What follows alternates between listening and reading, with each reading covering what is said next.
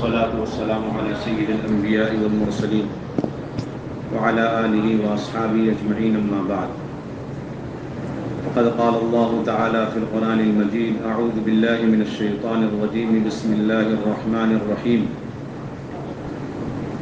وما كان المؤمنون لينفروا كافة فلولا نفر من كل فرقة منهم طائفة ليتفقهوا في الدين ولينذروا قومهم إذا رجعوا إليهم لعلهم يحذرون وقال الله تبارك وتعالى إنما يعمر مساجد الله من آمن بالله واليوم الآخر وأقام الصلاة وآتى الزكاة ولم يخش إلا الله فعسى أولئك أن يكونوا من المهتدين وقال رسول الله صلى الله عليه وسلم الدين النصيحة قلنا لمن قال لله ولكتابه ولرسوله ولأئمة المسلمين وعامتهم أو كما قال صلی اللہ علیہ وسلم۔ میرے محترم دوست و بزرگ و عزیز ساتھیوں، اللہ رب العزت نے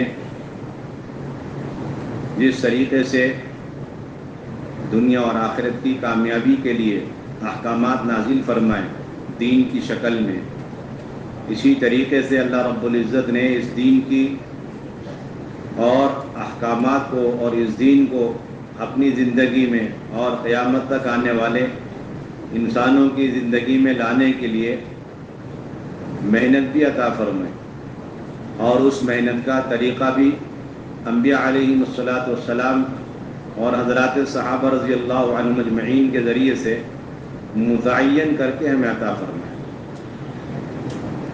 ہم سب کام کرنے والوں کی بنیادی ذمہ داری یہ ہے کہ اپنے تمام کام کو اور کام کے طریقے کو حضرات انبیاء علیہم الصلاۃ اور حضرات صحابہ رضی اللہ عنہم اجمعین کے نہج پر اور ان کی سیرت پر پیش کرنا، اس لیے کہ مولانا یوسف صاحب رحمۃ اللہ علیہ فرمایا کرتے تھے کہ یہ امت صرف اور صرف حضرات صحابہ پر جمع ہو سکتی ہے، یہ امت صرف حضرات صحابہ پر جمع ہو سکتی ہے۔ ان کی ہر چیز اور ان کا ہر عمل، چاہے عبادت ہو، چاہے دعوت ہو، اور چاہے اللہ کے راستے کا نفر ہو، خروج ہو، یا پھر مقامی اعمال ہو، خواہ مسجد کو آباد کرنا ہو، یہ ساری چیزوں کے اندر حضرات صحابہ ہمارے لیے اسوہ اور نمونہ ہے۔ اس لیے حضرت مولانا یوسف رحمۃ اللہ علیہ نے حیات الصحابہ کے اندر حضرات صحابہ کے اول سے لے کے آخر تک زندگی کے ہر مرحلے، ہر شعبے میں ان کی محنت اور طریقۂ محنت کو بیان فرمائے۔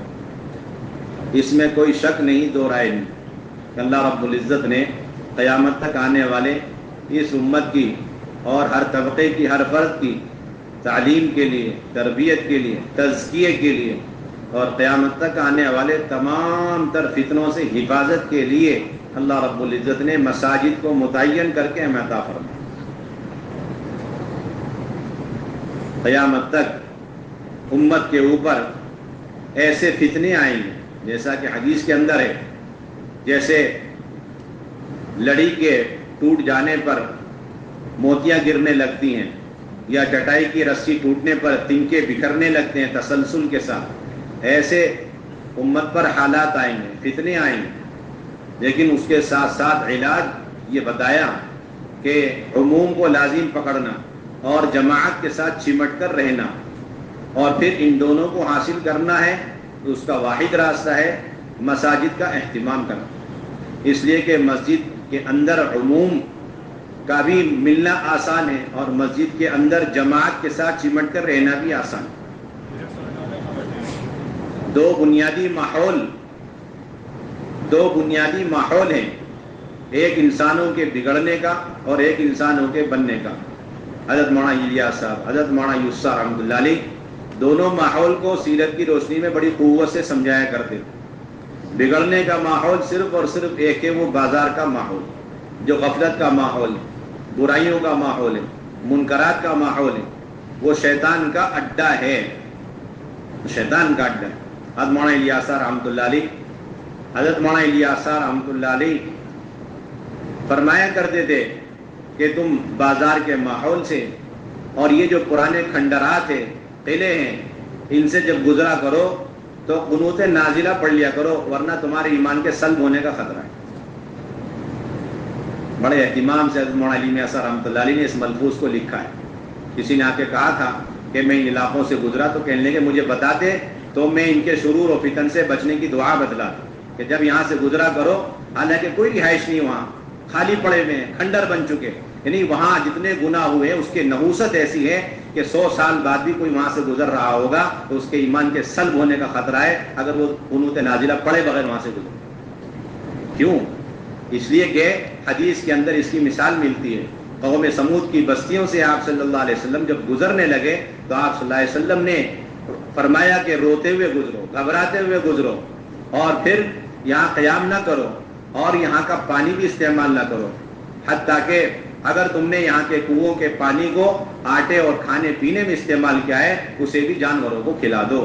ہزاروں سال پہلے کوئی قوم کسی گناہ کی وجہ سے کسی بستی میں ہلاک ہوئی ہے، اس ہلاکت کے اثرات اس بستی میں اب تک ایسے ہیں کہ سید الانبیاء صلی اللہ علیہ وسلم گھبراتے ہوئے اس بستی سے گزر۔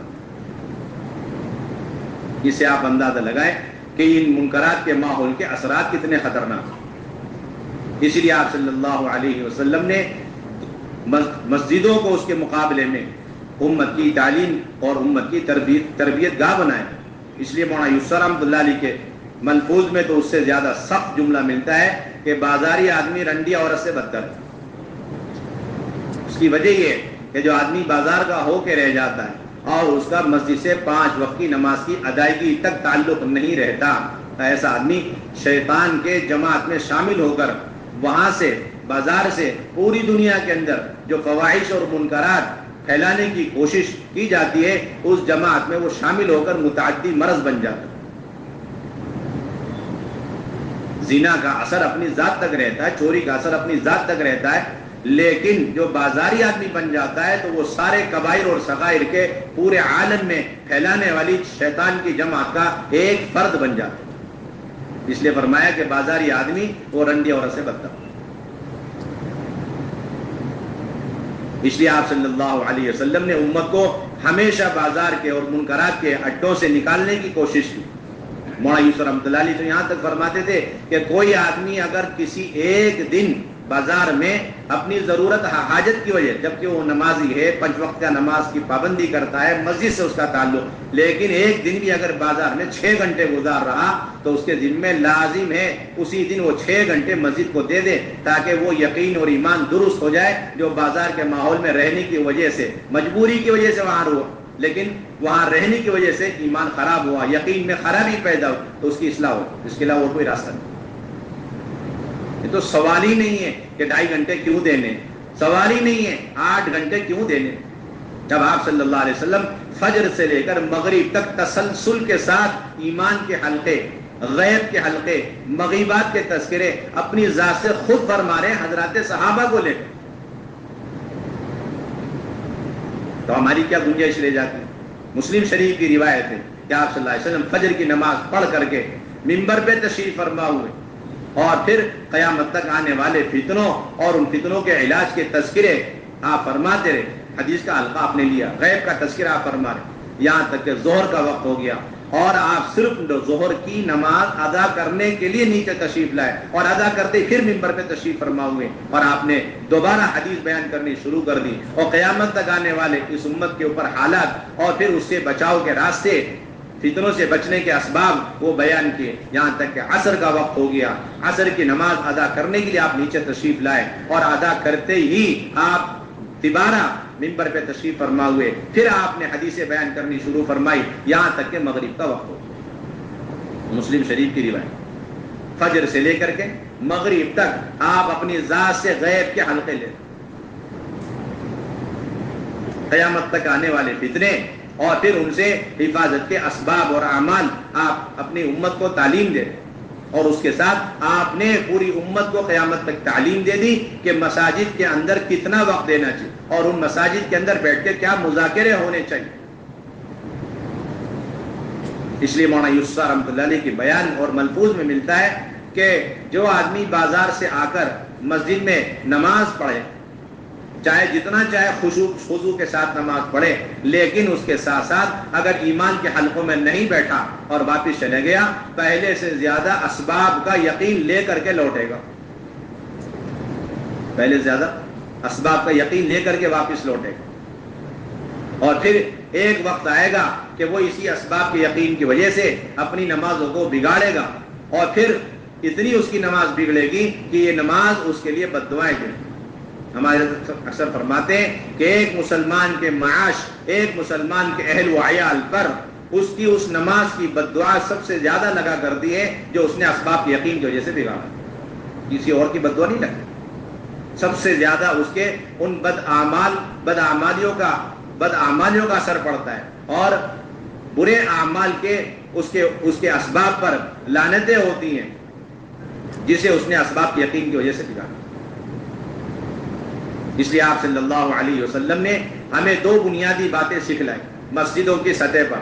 ایک تو امت کے لیے ایمان اور عقائد کو درست کرنے کے لیے ایمان کے حلقے قائم کرنا، غیب کے تذکرے کرنا، قیامت تک آنے والے حالات کے تذکرے، اور مسجد ہی کے ماحول میں اللہ کی بڑائی اور اللہ کی وحدانیت کو بول۔ حضرت مولانا یوسف رحمۃ اللہ فرمایا کرتے تھے کہ یہ مسجدیں یہ اللہ سے تعلق قائم کرنے اور عقیدے کو پختہ سے پختہ تر بنانے کی یہ ماحول ہے اور یہ جگہ۔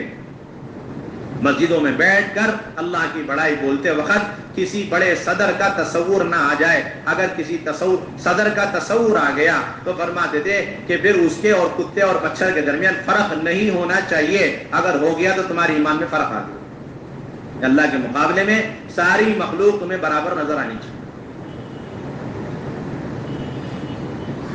اس لیے آپ دیکھیں گے کہ آپ صلی اللہ علیہ وسلم صحابہ کے مجمع سے بھی غیب کے تذکرے فرما رہے ہیں۔ آپ صلی اللہ علیہ وسلم ایک ایک فرد کو لے کر کبھی جنت کے کبھی دوزخ کے تذکرے آپ فرما۔ ایک صحابی آ کر کہنے لگے کہ جنت کے اندر ایک درخت ہوگا جس سے جنتیوں کو تکلیف پہنچے گی، اور وہ درخت بیری کا ہوگا۔ آپ صلی اللہ علیہ وسلم نے فرمایا کہ وہ اللہ رب العزت نے فرمایا کہ بے خار کی بیریوں میں جنتی لوگ مزے میں ہوں گے، اور ہر کانٹے کے بدلے اللہ رب العزت ایک پھل لگائیں گے، اور ہر پھل کے اندر 70 ذائقے ہوں گے، اور ہر ذائقہ دوسرے ذائقے سے جدا ہوگا۔ حیران ہو کر ان صاحب نے عرض کیا اس درخت کا سایہ کتنا وسیع ہوگا؟ آپ نے فرمایا کہ ایک کوا 1 مہینے تک مسلسل اڑ کر اس سایہ کے منتہا تک پہنچ نہیں سکتے۔ وہ صاحب کہنے لگے اس کا تنا کتنا وسیع اور چوڑا ہوگا؟ آپ نے فرمایا ایک جوان اونٹ چلتے ہوئے بوڑھا ہو جائے اور پھر چلتے چلتے ہلاکت کے قریب ہو جائے، اتنا لمبا چل کر اس ایک درخت کے اس تنے کے ایک چکر کاٹنے سے وہ عاجز۔ اس درخت کا جو تنا ہوگا اس کا ایک چکر بھی وہ کاٹ نہیں سکتا۔ یہ آپ صلی اللہ علیہ وسلم کے اپنی ذات سے مسجد نبوی کے اندر ایک فرد کو لے کر جنت اور جنت کی نعمتیں اور ایک درخت، اس کا سایہ اور اس کے پھل، اس کے تذکرے آپ فرما۔ اور اللہ رب العزت نے مسجدوں کو کتنی تربیت کے اعتبار سے مساجد کے اندر کیا تاثیر رکھی ہے، اس کے لیے آپ دیکھیں گے دور نبوت میں کہ آپ صلی اللہ علیہ وسلم نے اسی غرض سے سخت دل اور پتھر دل لوگوں کو مسجد کے ماحول میں ٹھہرانے کا اہتمام فرمایا۔ آپ نہیں دیکھ سکتے ایسے سخت دل اور پتھر دل کسی اور راستے سے نرم ہوئے اور دین میں داخلے کا ان کے اندر داعیہ پیدا ہوا۔ ایک ہی عمل ملے گا کہ انہیں محض مسجد میں ٹھہرا دیا گیا۔ قبیل ثقیف کے لوگ اس کا اعلیٰ ترین نمونہ ہے۔ یہ وہ لوگ تھے جو کلمہ پڑھنا تو چاہتے تھے، لیکن ان کی شرطیں تھی کہ وہ فرائض اسلام ادا نہیں کریں گے۔ انہوں نے صاف انکار کیا، بلکہ انہوں نے یہاں تک درخواست کی کہ ہم 1 سال تک بت پرستی بھی چھوڑنا نہیں چاہتے، 1 سال کیا مہلت دیں۔ آپ نے صرف 1 مہینے کا موقع دیا، پھر زکوٰۃ سے صاف انکار کیا، اور رمضان کے روزوں سے انکار کیا، اور جہاد سے انکار کیا۔ آپ صلی اللہ علیہ وسلم نے ان کے دلوں کو نرم کرنے کے پیش نظر مسجد میں خیمہ لگا کر انہیں صرف ٹھہرایا کہ انہیں مسجد میں ٹھہراؤ بس۔ اب مسجد کے اندر 24 گھنٹے اعمال ہو رہے، حضرات صحابہ ان اعمال میں مشغول ہیں، اور ان اعمال کے درمیان یہ قبیل ثقیف کے لوگ بیٹھے ہوئے ہیں، دیکھ رہے ہیں، مشاہدہ کر رہے ہیں۔ روایتوں میں آتا ہے کہ چند دن رمضان کے گزرے اور انہوں نے رمضان کے روزے خود بخود رکھنے شروع کر، نمازیں شروع کر، دین کے سارے فرائض کو انجام دینے کے لیے اندر سے طبیعتیں آمادہ ہو گئیں۔ یہ صرف مسجد کے ماحول کا اثر تھا اور کوئی اس کے علاوہ اثر نہیں۔ آپ نے اس کے علاوہ کوئی کوشش کی؟ روایت میں کہیں نہیں ملتا کہ اس کے علاوہ آپ نے ان پر کوئی سختی کی ہو، جبر کیا ہو، یا انہیں الگ سے کوئی نصیحتیں کی ہوں، کچھ نہیں ملتا۔ روایت میں ملتا ہے کہ جب انہوں نے اتنے سخت شرائط لگا کر ایمان میں داخلے کی، آپ سے بات کی، تو آپ نے ان کے جواب میں کچھ نہیں فرمایا، آپ نے ان کے لیے خصوصیت کے ساتھ مسجد میں خیمہ لگایا اور صرف انہیں مسجد میں ٹھہرانے کا آپ نے اہتمام کیا۔ معلوم یہ قیامت تک اس قسم کے وہ مسلمان تو کلمہ گو ہیں اور توحید کا اقرار کر چکے ہیں، لیکن اس دین کو ناقابل عمل سمجھتے ہیں اور فرائض اسلام پر آمادہ نہیں ہیں، ان کا علاج واحد سیرت کی روشنی میں یہ ہے کہ آپ کسی طرح بس خوشامد کر کے انہیں مسجد کے چار دیواری میں تھوڑا یا زیادہ وقت لانے کی کوشش کریں۔ فرشتوں کے پروں کے اثر سے اور مسجد کے اس ماحول سے، ایمان اور علم کے حلقوں سے ان کے دل کی سختی کو اللہ تعالیٰ نرمی سے بدلے، وہ اندر سے آمادہ ہو جائیں گے تمام فرائض اسلام کو انجام دینے کے۔ بعض ایسے تھے جنہوں نے یہ طے کیا ماحول سے متاثر ہو کر کہ ہمیں اللہ کے نبی کا کلام بھی سننا نہیں، کلام سننے سے بھی انہیں وحشت اور نفرت، اور جانے انجانے میں نبی کا کلام ہمارے کان اور کان کے بعد دل تک نہ اتر جائے، اس کے لیے ظاہری تدبیر یہ اختیار کی کہ اپنے کان میں روئی لگا کر پہنچے۔ ایک طرف سارے کفار مکہ اور ان کے سارے چودھری مل کر کے طفیل بن عامر دوسی کو ایسا ورغلارے کہ انہوں نے طے کر لیا دل سے گہرائی سے کہ نبی کی بات غلطی سے بھی نہیں سننی۔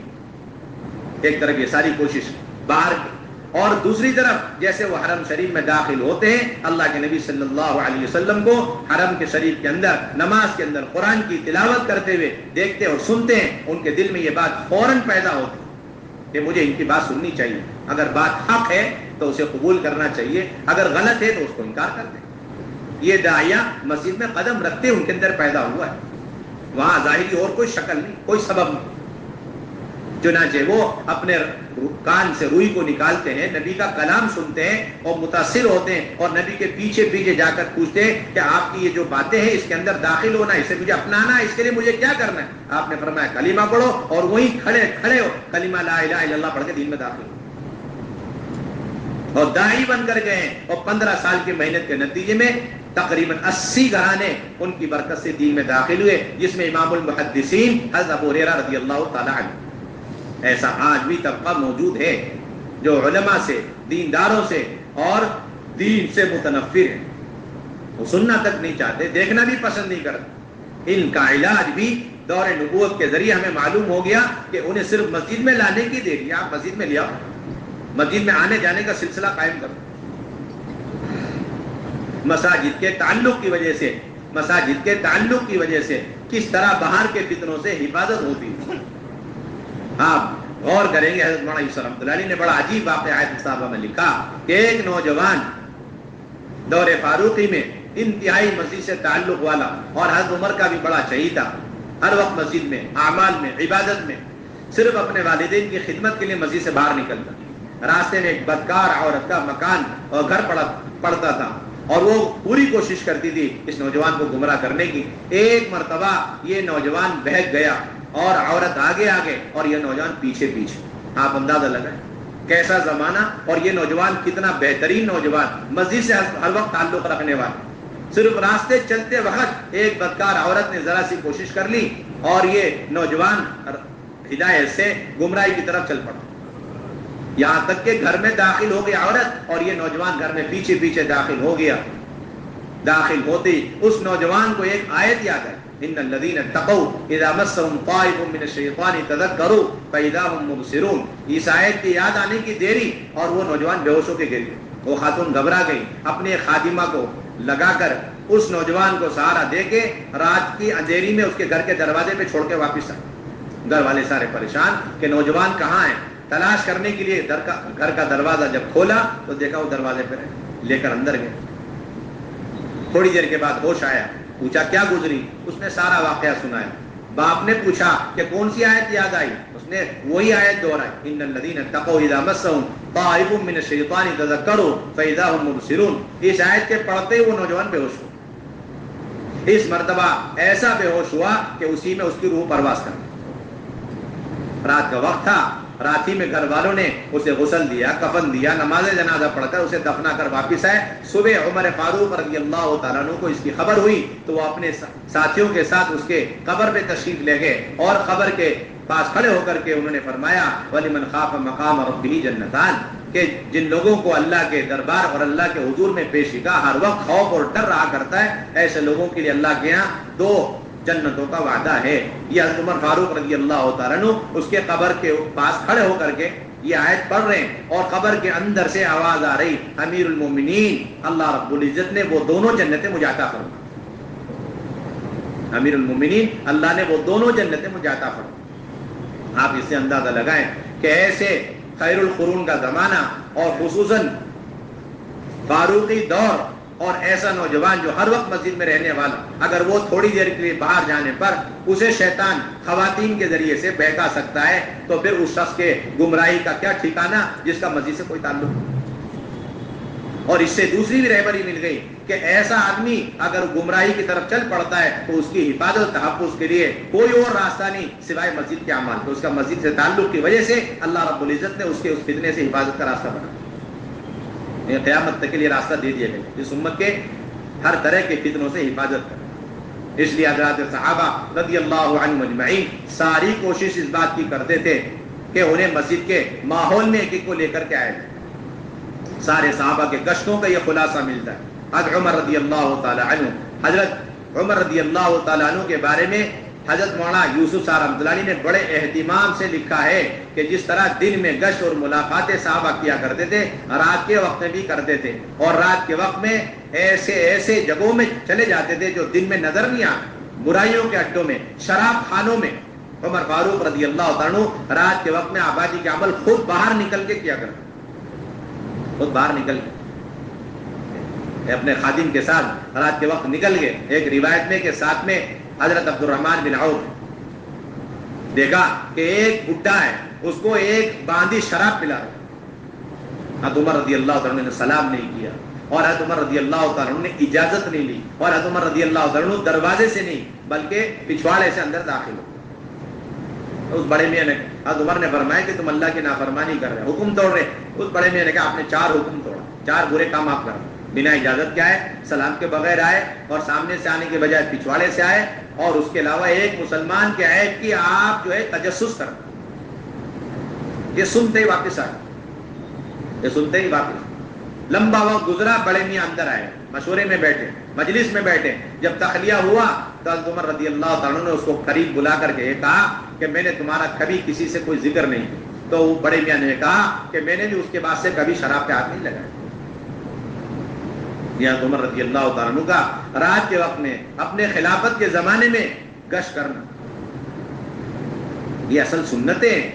اس لیے آبادی کے عمل کے اندر 2 بنیادی عمل، ایک ایمان کا اور تعلیم کا حلقہ ہے، اور دوسرے دعوت اور تشکیل کا حلقہ، یہ 2 بنیادی حلقے، اور پھر باہر ملاقاتوں کے ذریعے سے ہر فرد امت کو مسجد کے ماحول میں لانا، ہر طبقے کو لے کر کے آنا۔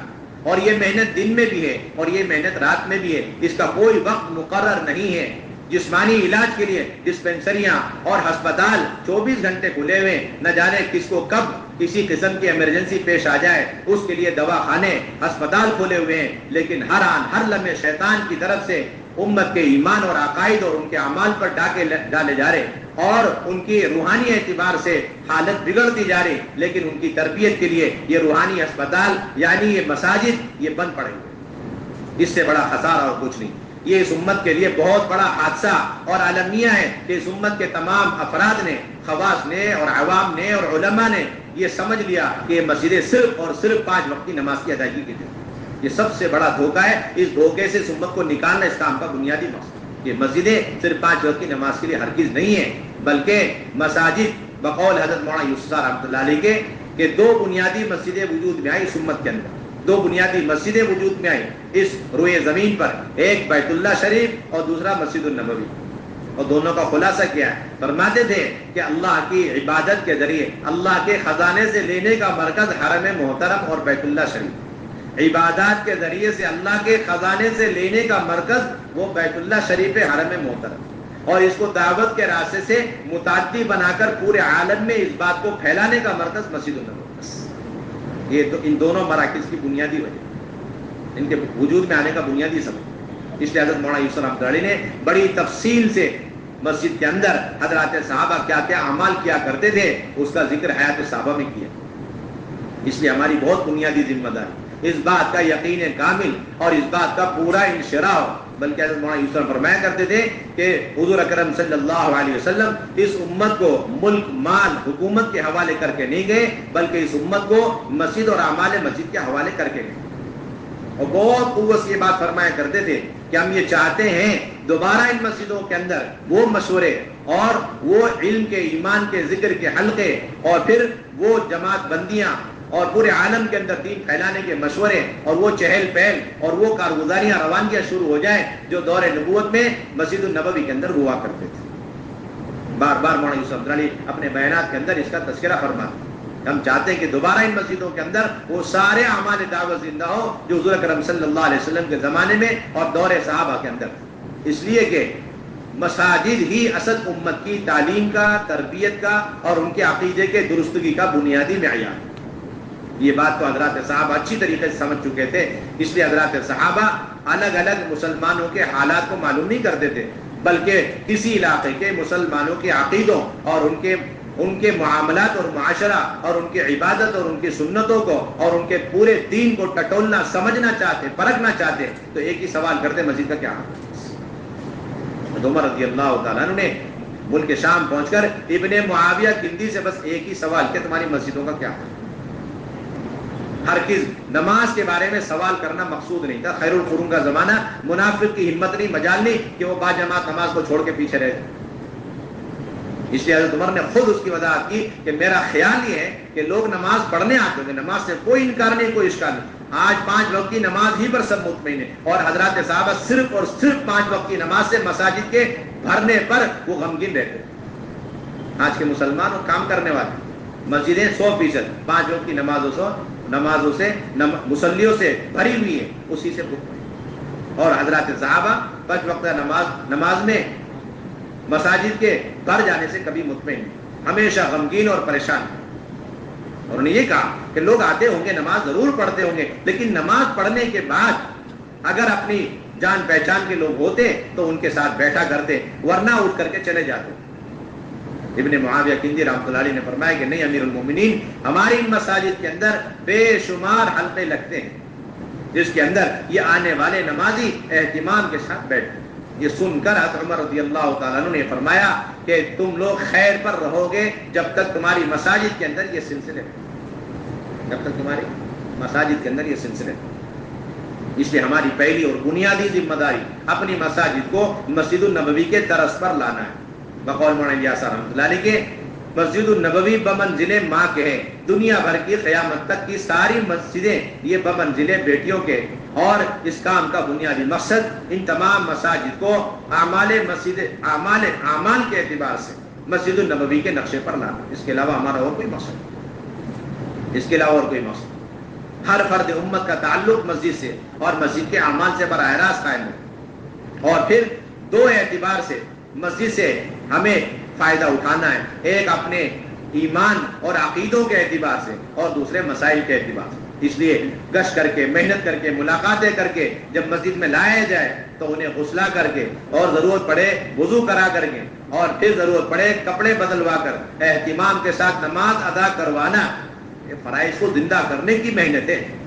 دور نبوت میں آپ دیکھیں گے جو بھی باہر سے آتا سب سے پہلے فریضہ ادا کرتا. حضرت ابو بکر رضی اللہ تعالیٰ عنہ مسجد میں بیٹھے ہوئے آپ صلی اللہ علیہ وسلم کی مجلس سے ایک صاحب کلمہ پڑھ چکے اور پھر مسجد میں داخل ہونے لگے. صدیق اکبر رضی اللہ تعالیٰ عنہ نکل کر باہر تشریف لے گئے اور معانقہ کیا اور خوشخبری سنائی کہ ہمیں پہلے سے معلوم ہو گیا کہ تم کلمہ پڑھ کے دین میں داخل ہو چکے. یہ سنتے ہی وہ کہنے لگے کہ مجھے بھی معلوم ہے کہ اب سب سے پہلا فریضہ نماز ہے لیکن مجھے وضو نہیں آتی, آپ مجھے وضو سکھا دیں. تو حضرت ابو بکر رضی اللہ تعالیٰ عنہ انہیں لے کر سب سے پہلے وضو سکھلا. کیا کرنا؟ وضو سکھلا. واصلہ بن اسفار رضی اللہ تعالیٰ عنہ پہنچے مدینہ طیبہ میں, دیکھا کوئی بھی مرد مدینے میں نہیں ہے, سب کے سب نماز میں مسجد النبوی میں مجتمع ہیں. چنانچہ وہ سیدھے مسجد پہنچ کے سب سے پہلے انہوں نے نماز ادا کی. اس لیے بنیادی ذمہ داری نماز سے فارغ ہو گئے. اب اس کے بعد ان کو ان حلقوں سے گزارنا, ایمان کے حلقوں میں بٹھانا ہے, اور انہیں دعوت دے کر کے دینی ذہن بنا، دین کے منافع سمجھانا، ان کی تشکیل کرنا، اور وقت زیادہ ہے تو ان کا کلمہ بھی سنیں گے، وضو بھی صحیح کرائیں گے، اور نماز کا ڈھانچہ اور نماز کے اندر کی دعائیں، سورتیں، اتحیات، دعائے قنوت، اور اس کے علاوہ بھی جو بنیادی نماز سے متعلق چیزیں ہیں وہ بھی ہم سکھلائیں۔ ایسے تمام بنیادی مسائل کو سکھلانا ہر ایک کی ذمہ داری ہے، جسے وہ اللہ کے راستے میں نکل کر وہ سیکھ چکے ہیں۔ یہ نہیں کہ یہ بنیادی چیزیں ہم نہیں سکھلائیں گے، یہ سکھلانا صرف علماء کا کام نہیں۔ آپ وضو سکھلا سکتے ہیں، وضو کے اندر کے 4 فرض آپ سکھلائیں گے، وضو کے اندر کی سنتیں آپ سکھلائیں گے، جس طرح آپ جماعتوں میں جا کر اپنے 10 ساتھی کو سکھلاتے ہیں۔ یہ چیزیں بدیہی ہیں، ضروریات دین میں سے، اسے آپ مختلف صحبتوں میں رہ کر، قرآنوں سے اور بعض مرتبہ علماء سے سیکھ کر اپنے عمل کو درست کر چکے۔ یہ ان تمام مسائل کے حل کا آپ کو اپنی ذات سے لگانا ہے، یہ آپ کی ذمہ داری ہے۔ نماز کے اندر باہر کے فرائض ہمارے اکثر ساتھی جانتے ہیں، ان کی ذمہ داری ہے وہ خود سکھلائیں۔ نماز کی سنت ہے یہ سکھلائیں، نماز کے اندر کے الحمد شریف 4 سورتیں یہ سکھلائیں۔ ہاں، اس کے آگے جو باریک چیزیں ہیں وہ ہم علماء اکرام کے حوالے کریں۔ اگر علماء موجود ہے، اسی لیے کہا جاتا ہے کہ علماء اکرام سے درخواست ہے کہ وہ حضرات بھی اپنا قیمتی وقت مسجد کو دیں، تاکہ امت کی جہالت کا علاج ہو جائے۔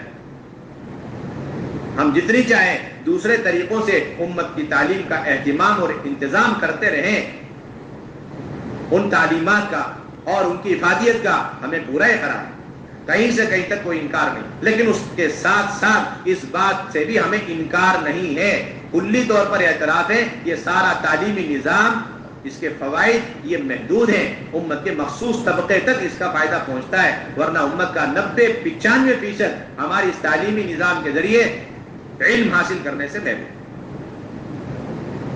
اس لیے علماء کرام جہاں مدارس کا نظام لے کر کے چل رہے ہیں، ان سے خصوصی درخواست ہے ان تمام تعلیمی نظام کو برقرار رکھتے ہوئے، اہتمام کرتے ہوئے، مخصوص وقت نکال کر مسجد میں امت کے ہر فرد کو تعلیم دینے کا اہتمام فرمائے۔ اس لیے حضرت مولانا یوسف صاحب رحمۃ اللہ علیہ نے بہت اچھی بات فرمایا کہ ہم یہ نہیں کہتے کہ شیخ الحدیث حضرات ایسے قسم کے لوگ اپنے درس بخاری کو چھوڑ دیں اور اتحیات کی تعلیم دینے لگیں، یہ ہم نہیں چاہتے۔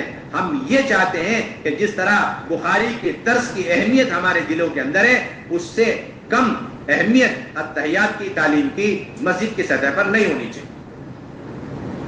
بات سمجھنے کی بہت گہری بات ہے۔ جس طرح بخاری کے درس کی اہمیت ہمارے دلوں کے اندر پیوست ہے، اسی طریقے سے اتحیات کی تعلیم مسجد کی سطح میں بیٹھ کر ایک عام سے عام آدمی کو اتحیات کی تعلیم دینے میں اتحیات کی تعلیم کی اہمیت بھی ہمارے دلوں کے اندر اس سے کم اہمیت نہیں ہونی چاہیے۔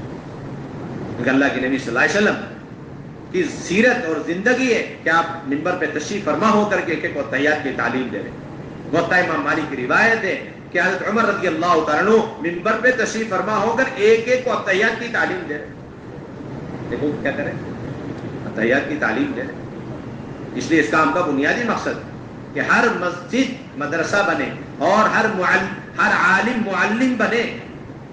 بے شمار علماء ہیں، بے شمار علماء کا طبقہ ہے جو مدرسوں کے اندر تعلیمی سلسلے لے کر نہیں چل رہے، یہاں تک کہ مکاتب سے بھی جڑے ہوئے نہیں، یہاں تک کہ امامت بھی نہیں، اپنا کوئی بھی سلسلہ ان کا ہے۔ ایسے حضرات بھی اگر اپنا کچھ قیمتی وقت مسجدوں کو دے دیں اور امت کے عام طبقے کے ساتھ بیٹھ جائیں اور ان کے عقائد کی فکر کر لیں اور ان کو ضروری مسائل سکھلا دیں اور عملی طور پر اپنی صحبت میں رکھ کر یہ موٹے موٹے مسئلے، تو امت کے عام طبقوں کے اندر سے جہالت 100% ختم ہو، ورنہ اس کے علاوہ کوئی اور راستہ ہی نہیں، امت کی جہالت کا کوئی علاج نہیں۔ آپ صلی اللہ علیہ وسلم کی تعلیم سب سے اعلیٰ معیاری تعلیم ہے، قیامت تک کے لیے آپ کی تعلیم ہی نمونہ ہے۔ آپ کی تعلیم سے بڑھ کر کوئی تعلیم قیامت تک نہیں آ سکتی، کوئی تعلیم مؤثر نہیں ہو سکتی۔ اس لیے مولانا یوسف عبد الرحیم فرما گئے یہ بات کہ حضور صلی اللہ علیہ وسلم کے انتقال کے بعد اس امت کے تمام طبقات کی تعلیم کے لیے اور تربیت کے لیے ہر دور میں، ہر زمانے میں علماء نے، محدثین نے اور قطب ابدال اولیاء اللہ نے، سب نے مل کر کے ہر دور میں، ہر زمانے میں تعلیم کے لیے جتنے طریقے اختیار کیے گئے اور تربیت کے لیے جتنے طریقے اختیار کیے، ان سب کے اندر وہ نور، تربیت، تزکیہ نہیں جو اللہ کے نبی صلی اللہ علیہ وسلم کے استنجے کے ایک ادب کے اندر۔ اس کے اندر کیوں کہ یہ استنجا کا ادب اللہ کے نبی کی ذات سے براہ راست جڑا ہوا منسوخ، اور وہ سارے طریقے اپنے تجربے کے. اس لیے مولانا الیاس رحمۃ اللہ علیہ فرما کر گئے کہ حوادث زمانے نے تعلیمی سلسلے کو مسجد میں باہر نکالا. اس لیے امام بخاری نے بڑی قوت کے ساتھ کتاب العلم یہ عنوان قائم کیا کہ علم کے حلقے اور مسئلے مسائل سیکھنے سکھانے اور فتویٰ اور استفتاء کے سلسلے بھی مسجد کے اندر ہونے چاہیے. یہی اصل سنت ہے.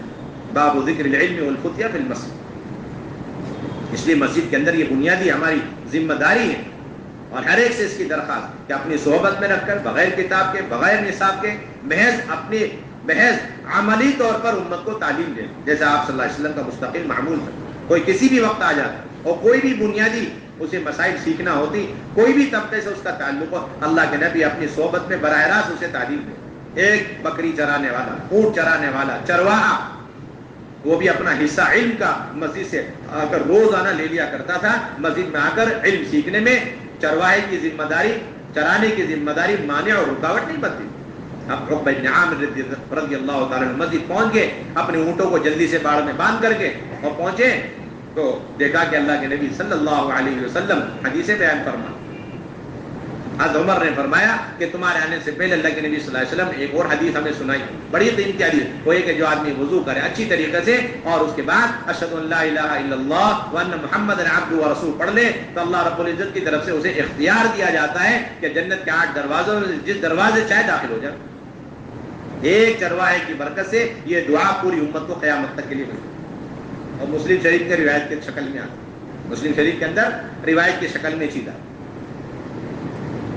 مچھیرا ہے, سمندر میں ہے, دریا میں ہے, مچھلیاں پکڑ رہا ہے, اسے فکر ہے مجھے نماز پڑھنی, اس لیے اس کے اندر تلاش اور جستجو کہ مجھے اپنے نماز اور نماز کے لیے وضو اور وضو کے لیے پانی کے بارے میں معلومات کرنی. وہ سیدھے مسجد آ کے ادھر ادھر نہیں جا رہا, نہ مایوس ہو رہا کہ میں کہاں جاؤں, میرے بس کی تو بات نہیں. سب کا راستہ کھلا آ کر پوچھتا ہے. اللہ کے نبی فرماتے هو الطهور ماؤه والحل میتته. 2 مسئلے بیان کر دے, پوچھنے ایک مسئلے کے لیے آئے. اللہ کے نبی فرمائے کہ پانی پاک ہے, اس کو پی سکتے ہیں, وضو کر سکتے ہیں, غسل کر سکتے ہیں, طہارت کے سارے کام لے سکتے ہیں. اور دوسرا آپ کو کھانے پینے کی بھی ضرورت پڑتی ہے تو بطور شفقت کے اللہ کے نبی نے فرمایا کہ اس کی مچھلیاں بھی حلال ہیں, اس کی مچھلیاں بھی حلال.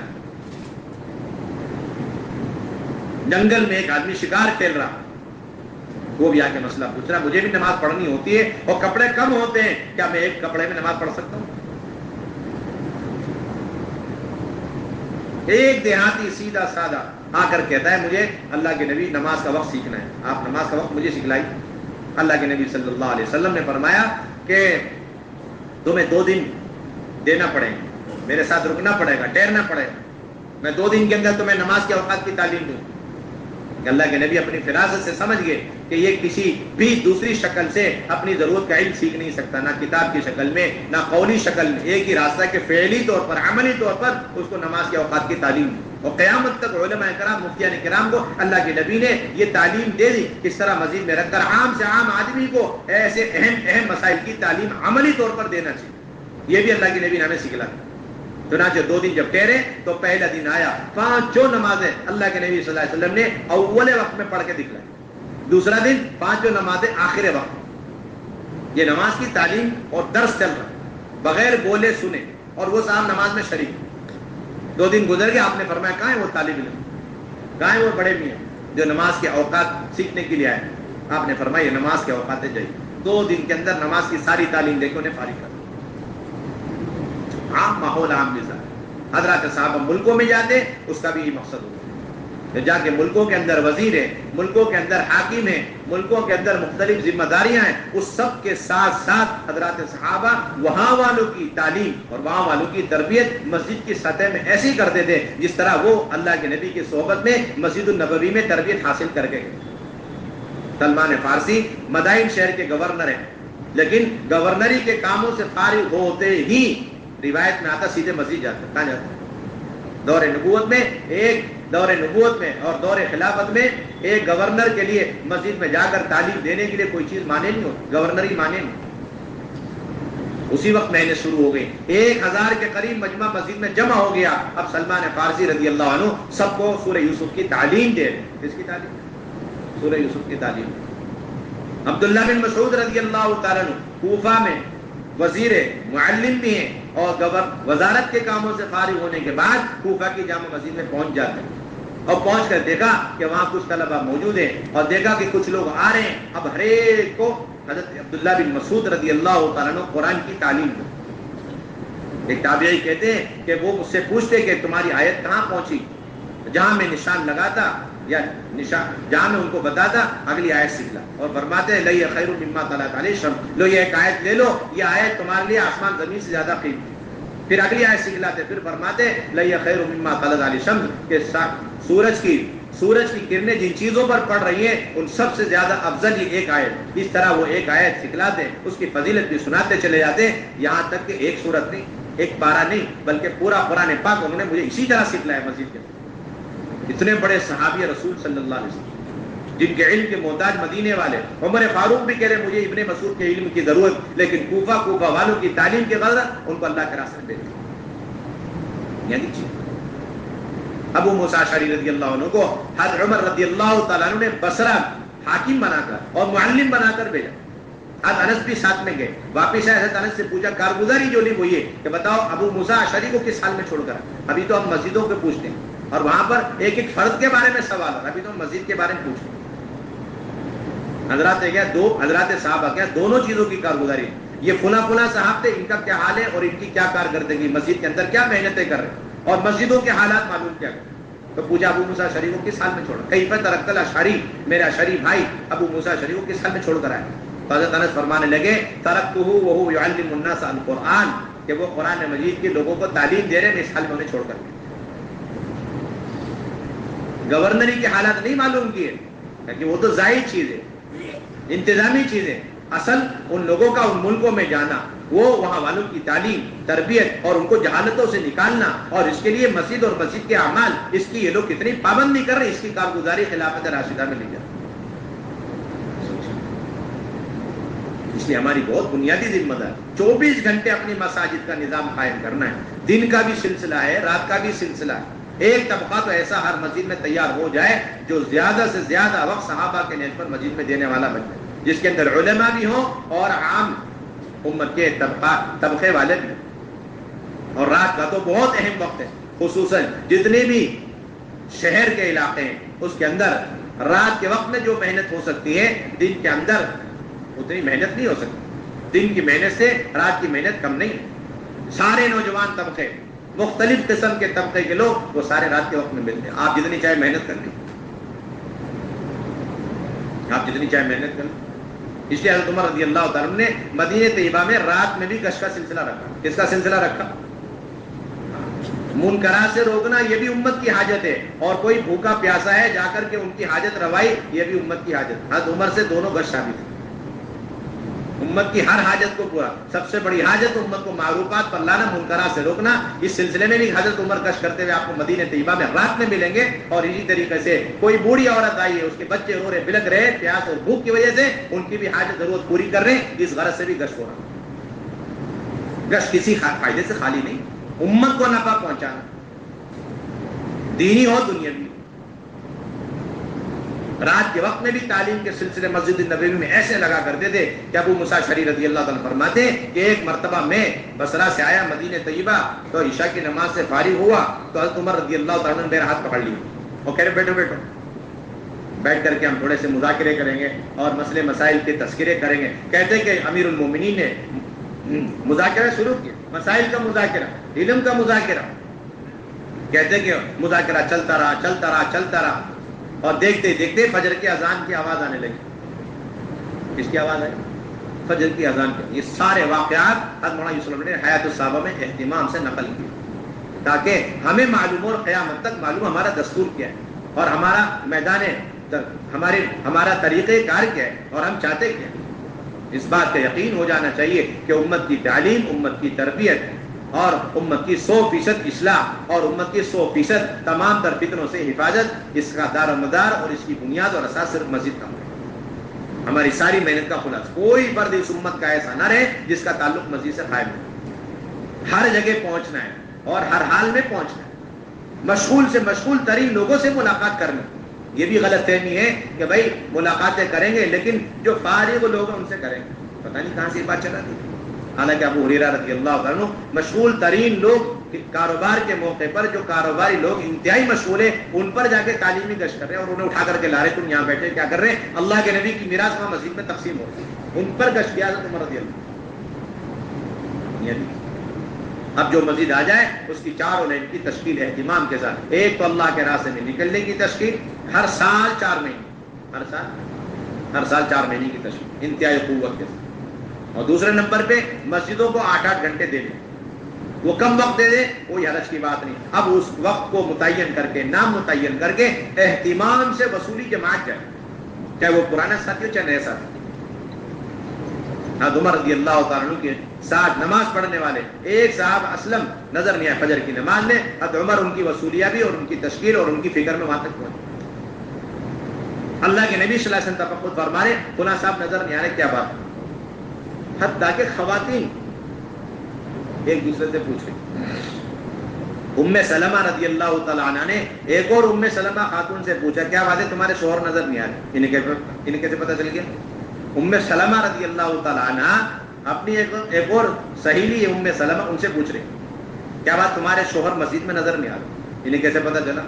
یعنی ام سلمہ کو اپنے شوہر حضرت طلحہ کے ذریعے معلوم ہوگی، تو معلوم ہی ہو مسجد کے سارے حالات آ کے سنا رہے، کون مسجد میں حاضر غیر حاضر، اس کے بھی تذکرے خواتین کے پاس موجود۔ تو انہوں نے کہا میں کیا کروں، میرے شوہر فلاں معرکے سے واپس بھاگ کر کے آ گئے۔ اب یہ جب بھی مسجد میں جاتے ہیں سب کے سب کہتے ہیں یا فرار ہے بھگوڑے ہے بھگوڑے، اس وجہ سے وہ گھر ہی بیٹھ گئے، وہ باہر نہیں نکلتے۔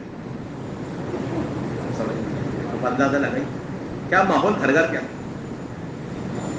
خواتین کا کیا ماحول، ایک ایک چیز کی کارگزاری مکمل، بنیادی چیز۔ اس لیے اہتمام کے ساتھ وصولیابی کی جماعت بنائی ہے، ان کو لے کر کے محنت کرنا۔ ایک آدمی بھی ہے تو وہ سب سے پہلے محنت کرے، اور محنت کر کے اپنے افراد تیار کرے، اور تیار کر کے پھر اس کے بعد اپنی مکمل محنت کر کے واپس۔ یہ جو کہتے ہیں کہ ایک آدمی میں کیا کروں، ایک آدمی آپ اپنا ساتھی تیار کرو، ایک آدمی آپ اپنی تیاری کرو۔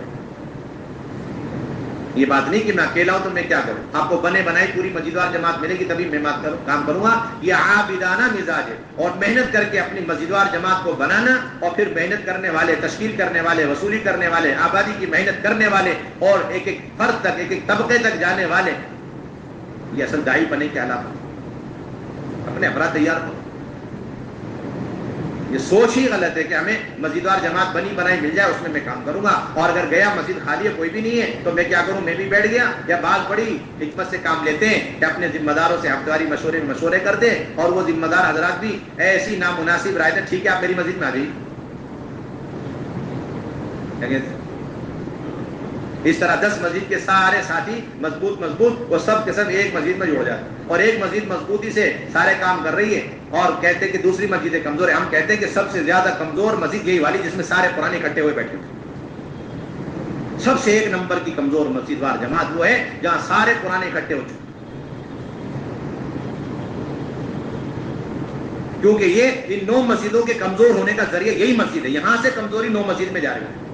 سمجھ میں نہیں آ رہی سمجھ، اللہ کرے سمجھ میں آ رہی۔ یہی مسجد ہے جہاں سے پوری کمزوری 9 کے 9 مسجدوں میں جا رہی ہے۔ اس نے پیداوار کی ساری مسجدوں میں کمزوری، گشت کمزور، ملاقاتیں کمزور، مشورے کمزور، اور پہلا گز، دوسرا گز، جماعتوں کا استقبال، مشورہ، ساری کمزوری کی وجہ یہ مسجد ہے جہاں پر سارے قرآن اکٹھے ہو چکے۔ ہونا یہ چاہیے مضبوط مسجدوار جماعت وہ کہلاتی ہے کہ جہاں سے ایک پرانا ساتھی تیار کیا جائے، اور دیکھا گیا کہ قریب کی مسجد قابو میں نہیں آ رہی، دوسرے گشتوں کے ذریعے، ملاقاتوں کے ذریعے، 8 گھنٹے کی محنت کے نتیجے میں، تو اپنا ایک ساتھی تیار کر کے پھر اس کو اس مسجد میں طے کر دیا جائے، تعینات کر دیا جائے کہ اب آپ کو یہ محنت کا میدان دے دیا گیا، آپ کی مسجدوار جماعت کو آپ کو وہیں بنانا ہے، وہیں گشت کو وجود میں لانا ہے، پہلا گشت، دوسرا گشت، وہیں پر مشورہ، وہیں پر تعلیم، اور وہیں سے سہروزہ کی جماعت، چلے کی 4 مہینے کی جماعت، اور مستورات کا سارا کام جمائے بغیر آپ کو دوبارہ ادھر واپس آنے کی اجازت ہے۔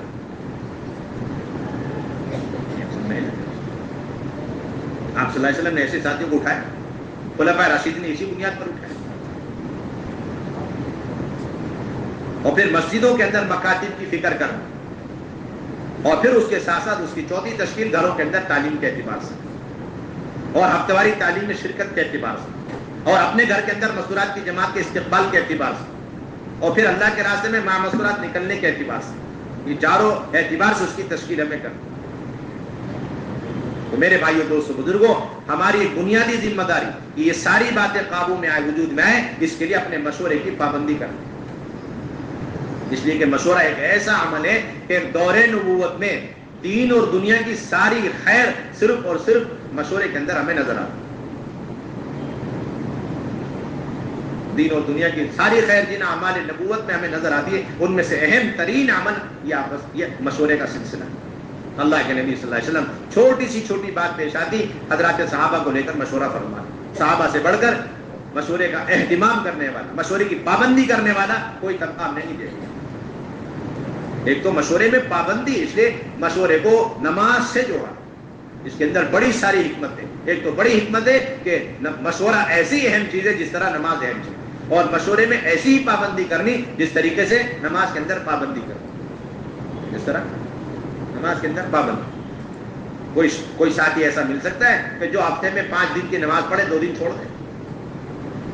اگر کوئی صاحب ہفتے میں 5 دن مشورے میں آ رہے 2 دن مشورے میں نہیں آ رہے، وہ ایسی ہے جس طرح 5 دن نماز میں شریک ہو گئے 2 دن غیر حاضر، جو اثر اس کا ہے وہی اثر اس کا پڑے۔ اور جس طرح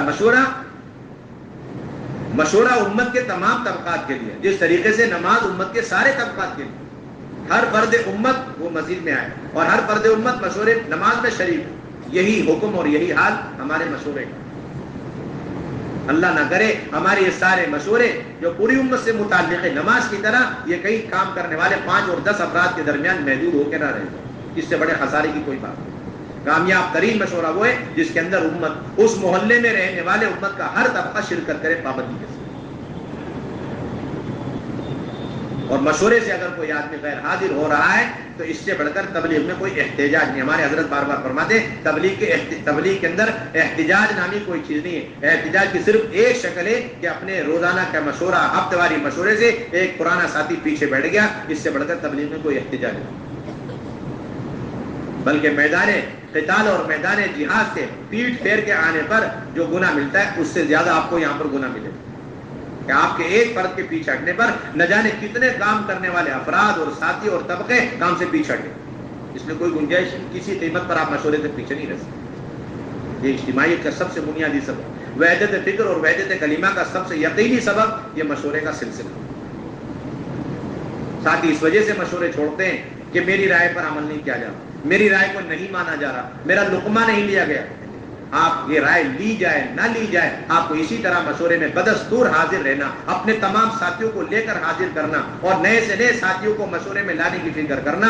اس طریقے سے لقمہ لے نہ لے امام صاحب، لیکن آپ کو نماز میں بدستور شریک ہی رہنا ہے، ورنہ جس کو اپنی رائے پر اصرار ہو گیا اسے تو اس طرح جماعت، اس طرح اجتماعیت سے الگ ہونا پڑے گا جس طرح نماز کے اندر لقمہ دینے والے کو اصرار ہو گیا تو وہ اپنی نماز چھوڑ کر کے اسے پیچھے ہٹنا پڑے گا۔ یوں کہنے لگا کہ امام نے میرا لقمہ نہیں لیا، میں اس کے ساتھ رکوع نہیں کروں، میں اس کے ساتھ سجدہ نہیں کروں۔ ایسا آدمی نماز میں برقرار رہ سکتا ہے، نماز با جماعت میں شریک رہ سکتا ہے؟ اس کی نماز فاسد تھی اور اسے اجتماعیت سے الگ ہونا پڑے گا۔ اور اصرار اسی لیے ہوتا ہے کہ آدمی رائے کو اپنا حق سمجھتا ہے۔ رائے آپ کا حق نہیں، نہ امیر کا حق ہے تو کام کا حق ہے۔ جس طرح لقمہ یہ نماز کا حق ہے، نہ امام کا حق ہے نہ مقتدی کا، رائے سے فارغ ہو۔ اس لیے ہماری پہلی بنیادی ذمہ ہے اپنے مشوروں کی پابندی اور اپنے مشوروں میں پوری امت کو لانے کا فکر اور اہتمام کرنا۔ ابھی تو پورا اہتمام ہے کہ مسجد پوری خالی ہو جائے تو ہم 5 آدمی بیٹھ جائیں۔ ابھی پورا اہتمام کس چیز کا ہے؟ انتظار ہوتا ہے، حالانکہ انتظار ہونا چاہیے کہ سب کے سب مشورے میں بیٹھ جائیں تب مشورہ شروع کریں۔ اب پورا انتظار رہتا ہے کہ پوری مسجد ہم 5-10 سے خالی ہو جائے، ہم 5-10 کو چھوڑ کے پوری مسجد مکمل خالی ہو جائے، ہم اپنا شروع کریں۔ یہی تنظیمی مزاج ہے اور کیا۔ ایک نئے آدمی کو آپ بٹھانا ہی نہیں چاہتے اپنے مشورے میں، جس طرح ایک نئے آدمی کو آپ نماز میں شریک کرنا ہی نہیں چاہتے۔ یہ بات نہیں ہونی چاہیے۔ آپ صلی اللہ علیہ وسلم تو منافقین کو اپنے مشورے میں شریک فرما رہے۔ کس کو شریک فرما رہے؟ منافقین۔ اور ہم مومنین کو بھی شریک کرنے کے لیے تیار نہیں۔ اللہ کے نبی منافقین کو شریک کریں، ہم مومنین کو بھی اپنے مشورے میں شریک کرنے کے لیے تیار۔ اس لیے پہلی بنیادی چیز، اور پھر مشورے کی اطاعت پر اپنے آپ کو لانا۔ مشورے سے جو کام جس کو دے دیا جائے، اب پوری مسجد وار جماعت اس کی تنفیذ پر مجتمع ہو جائے، جڑ جائے، اس لیے کہ یہی چیز پوری دنیا سے یہودیت اور نصرانیت کے خاتمے کا یقینی سبب۔ حضرت علی رضی اللہ عنہ پہلے فرما گئی چیز کہ جو بات میں تمہیں بتایا کروں کرنے کے لیے اسے فوراً کر گزرو، ورنہ یہود و نصارہ تمہارے گردنوں پر سوار ہو جائیں۔ کون سوار ہو جائیں؟ یہود و نصارہ تمہارے گردنوں پر سوار ہو جائیں۔ اس لیے سب سے بنیادی چیز کل گزشتہ کی ساری محنت کی مکمل کارگزاری اور آئندہ کل کی سارے کام کے تقاضے ساتھیوں کو دینے چاہیے۔ کل ہفتہ واری گشت ہے، پہلا گشت ہے اس کا مشورہ، دوسرا گشت اس کا مشورہ، ہفتہ واری تعلیم ہے اس کا مشورہ، جتنے بھی اعمال کل 2 دن 4 دن کے بعد کے ان سب کا مشورہ بھی کریں۔ جب ساتھی محنت کر کے آئیں گے تو مختصر وقت کے اندر مشورہ مکمل ہو جائے گا، اور اگر ساتھی محنت کیے بغیر آئیں گے تو ہمارے حضرت فرماتے ہیں کہ جو آدمی باہر سے محنت کرتے کرتے کرتے کل گزشتہ کے تقاضوں کو پورا کرتے ہوئے مشورے میں آ رہا، وہ بطور داعی کے مشورے میں آ کے بیٹھ رہا، اس کو جگہ آگے ملے پیچھے ملے اور اس کی رائے سنی جائے نہ سنی جائے، اس کی رائے پر فیصلہ ہونا، اس کی کوئی فکر نہیں، وہ محنت کے نتیجے میں فکر اور فکر کے ساتھ جو دل کی فکر کے ساتھ مشورے میں بیٹھ گیا، اسی پر اللہ تعالیٰ خیر کے فیصلے فرمائے۔ اور اللہ نہ کرے جو آدمی باہر کی محنت کیے بغیر آ کے صرف مشورے ہی کی بنیاد پر بیٹھتا جا رہا ہے، تو یہ بطور عہدے دار کے بیٹھ رہا ہے، دائی کی پنے کی بنیاد پر نہیں بیٹھتا۔ اسے یہ فکر ہوگی میری وہ جگہ ہے، اس جگہ پہ دوسرا نہ بیٹھ جائے، اسے یہ فکر ہوگی کہ میری رائے سنی جائے، مجھے بولنا ہی بولنا ہے۔ نہیں، مشورے میں بولنا تو کوئی کام ہی نہیں، کھلا جگہ بیٹھ جانا کوئی کام ہی نہیں ہمارے۔ یہ 2 قسم کے طبقے، باہر کی محنت کے ساتھ جو مشورے میں آ رہے ہیں وہ بطور داعی کے آ رہے ہیں، اور باہر کی محنت کیے بغیر آ کے صرف مشورہ، تو یہ بطور عہدے کے، اور چند دن باقی رہیں گے اس کے بعد چھوڑ دیں گے مشورہ، چند دن بیٹھیں گے مشورے کے بعد مشورہ بھی چھوڑ دیں گے۔ اس لیے مشورے میں مشورے سے پہلے کی محنت، آپ 100% محنت چلاؤ، 100% مسلم، 100% ایمان والے مشورے میں آئے، اور آنے سے پہلے ان پر محنت کرتے ہوئے انہیں مشورے میں لانے کی کوشش۔ یہ پہلی بنیادی بات، یہی حکم اپنے روزانہ کا مشورہ ہے، یہی حال ہمارے ہفتہ واری مشوروں کا ہے، تمام مشوروں کا یہی حال، مکمل اطاعت کے ساتھ چلتا، اپنے تمام تر تقاضوں کو دبا دے، جو بھی فیصلہ ہو جائے۔ ساری مسجد وار جماعت کے خلاف امیر نے ایک بات کا فیصلہ کر دیا، بس اس پر مطمئن ہو جانا، یہ سب سے بڑی تربیت کی علامت۔ حضرت عمر رضی اللہ عنہ نے سارے صحابہ کے خلاف ایک فیصلہ کیا، وہ کیا فیصلہ تھا کہ خالد بن ولید رضی اللہ عنہ کو معزول کرنا ہے، کسی کی بھی رائے نہیں، سب کی طبیعت حضرت خالد کی طرف مائل، سب چاہ رہے حضرت خالد حضرت خالد، حضرت عمر نے معزول کر دیا۔ تو مولانا یوں فرمایا کرتے یہ ہے اصل تربیت اور یہ ہے اصل اطاعت، کہ سب نے اپنے دلوں کے اندر کی باتوں کو دبا دیا حضرت عمر کے ایک فیصلے پر، اس طرح دبا کر کے اپنے نفس کے خواہشات کو، چونچلوں کو جو دین کی بنیاد پر ہے اسے بھی دبایا، تب جا کر کے اجتماعیت پیدا ہوئی، اللہ تعالیٰ نے خیر دکھائی۔ مشورہ صرف چند لوگوں کا جسم کے اعتبار سے جڑ جانا بیٹھ جانا نہیں، بلکہ دونوں سب کی فکروں کا ایک ہونا، سب کی باتوں کا ایک ہونا، فکریں کسی کے الگ نہیں ہونی چاہیے۔ یہ مشورے کے ساتھ اس کا مطلب اس کی فکر ہے، یہ مشورے کے ساتھ اس کی باتیں، یعنی کہ مشورہ کچھ ہوا فکریں الگ ہے، مشورہ کچھ ہوا باتیں الگ الگ ہو رہی، سارا کام ختم ہو جائے گا، بکھر جائے گا سارا کام۔ جسمانی طور پر جڑنے کا کام نہیں ہمارا، اجتماعیت کا مطلب یہ ہے ہماری فکریں اور ہماری بات ایک ہو جائے، وحدت فکر وحدت کلمہ۔ اور تیسری بنیادی بات ہے کہ اپنی مسجدوں کے اعتبار سے 2 گشتوں کا اہتمام کرنا، پہلا گشت بھی اور دوسرا گشت بھی، اس میں کوئی شک نہیں اور دو رائے نہیں کہ ہمارے یہاں 2 گشت مل کر ایک عمل ہے۔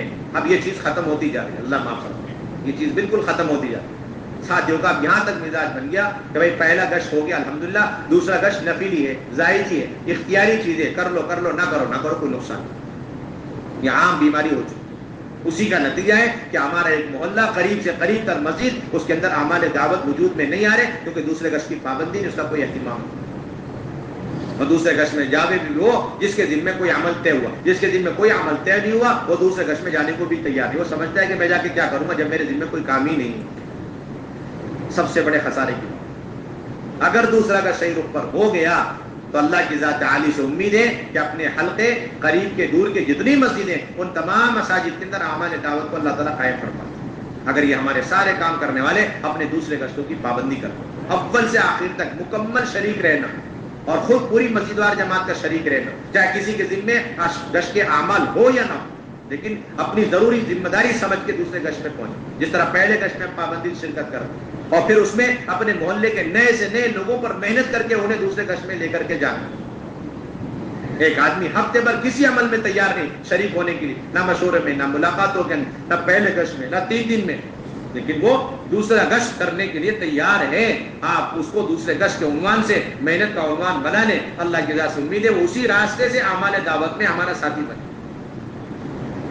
اس کے لیے اللہ کے راستے میں نکلنا بھی آسان، ہمارا یہ مزاج بن گیا کہ کسی کو اگر تشکیل کرنی ہے تو 5 اعمال کے اعتبار سے تشکیل کرنی ہے، اور جو آدمی 5 اعمال کے اعتبار سے تیار نہیں اسے اس کے حال پہ چھوڑ دے۔ یہ بات بہت سراسر غلط بات ہے، بہت غلط بات۔ ایک آدمی آپ کے محلے کا صرف پہلے گشت کے لیے تیار، آپ صرف اسے پہلے گشت کا عنوان بنا کے اس پر محنت کرتے ہوئے آپ پابندی سے لائیں پہلے گشت میں، پتہ نہیں کتنے دنوں میں اور کتنے مہینوں میں اللہ اس پہلے گشت کی برکت سے دوسرا گشت اور اس سے مقامی تمام اعمال میں اور اس کی برکت سے اس کا خروج کی اللہ شکلیں بنا۔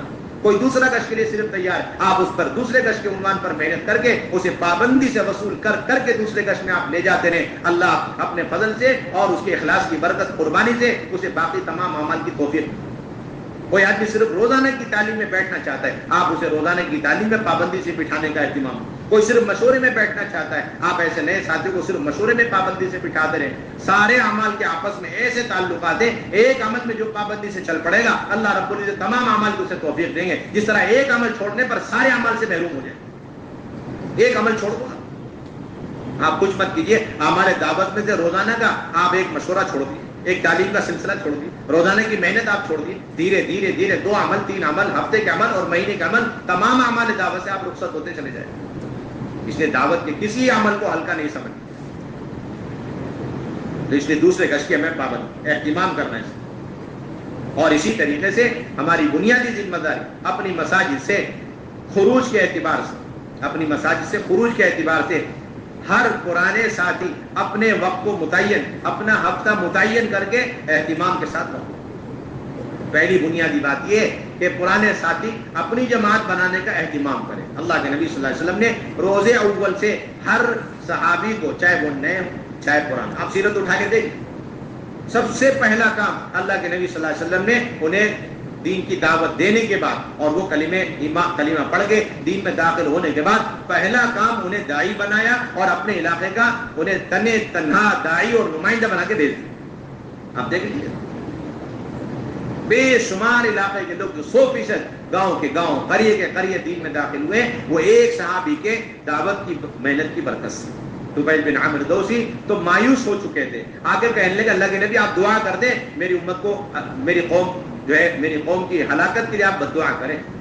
اللہ کے نبی نے فرمایا کہ نہیں، میں تو رحمت للعالمین بنا کے بھیجا ہے، آپ جاؤ محنت کرو، تم جیسے صلاحیت مند لوگ بہت ہیں، یہ کہہ کر امید دلا کر اللہ کے نبی نے بھیجا۔ تو وہ گئے، جو محنت کری 15 سال کے نتیجے میں 80 گھرانے دین میں داخل ہوئے۔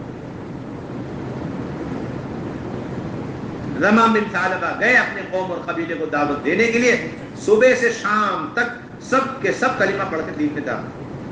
ایک انجان اعرابی دیہاتی اللہ کے نبی صلی اللہ علیہ وسلم سے مدینے کے بازار میں ملاقات ہوتی ہے اور دیکھ کر متاثر ہوتے ہیں، کلمہ پڑھ لیتے ہیں، اس کے بعد فوراً وہ درخواست کرتے ہیں اللہ کے نبی وہ ایک چشمہ ہے، اس چشمے میں مرد اور عورتوں کی ایک بہت بڑی جماعت ٹھہری بھی ہے اور اپنے مویشیوں کے ساتھ وہ زندگی گزر بسر کرتے ہیں، آپ کی اجازت ہو تو میں جا کے دعوت دوں، اور مجھے پوری امید ہے کہ انشاءاللہ وہ سب کے سب آپ کی بات قبول کر لیں۔ آپ دیکھیں مزاج ہی ہمارا مزاج یہ کہ کہاں ماحول ہے ہم وہاں چلے جائیں، سب سے خطرناک مزاج ہمارا بنا ہو۔ ماحول جہاں مسجد مضبوط ہے وہاں ہم جڑنا چاہتے ہیں، جہاں مضبوط پرانے ساتھی اس کے ساتھ جڑنا چاہتے ہیں، اور اللہ کے نبی نے دعوت کے عمل کے ساتھ، انفرادی دعوت کے ساتھ، محنت کے ساتھ ایک ایک صحابی کو جوڑا۔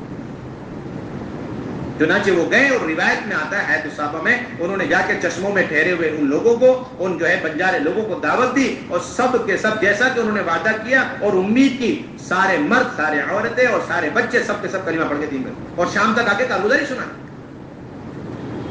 آج کا مشورہ اور کل تک سارے گشت اور محنت کے نتیجے میں سب کو وصول کر کے لے کر کے آئے۔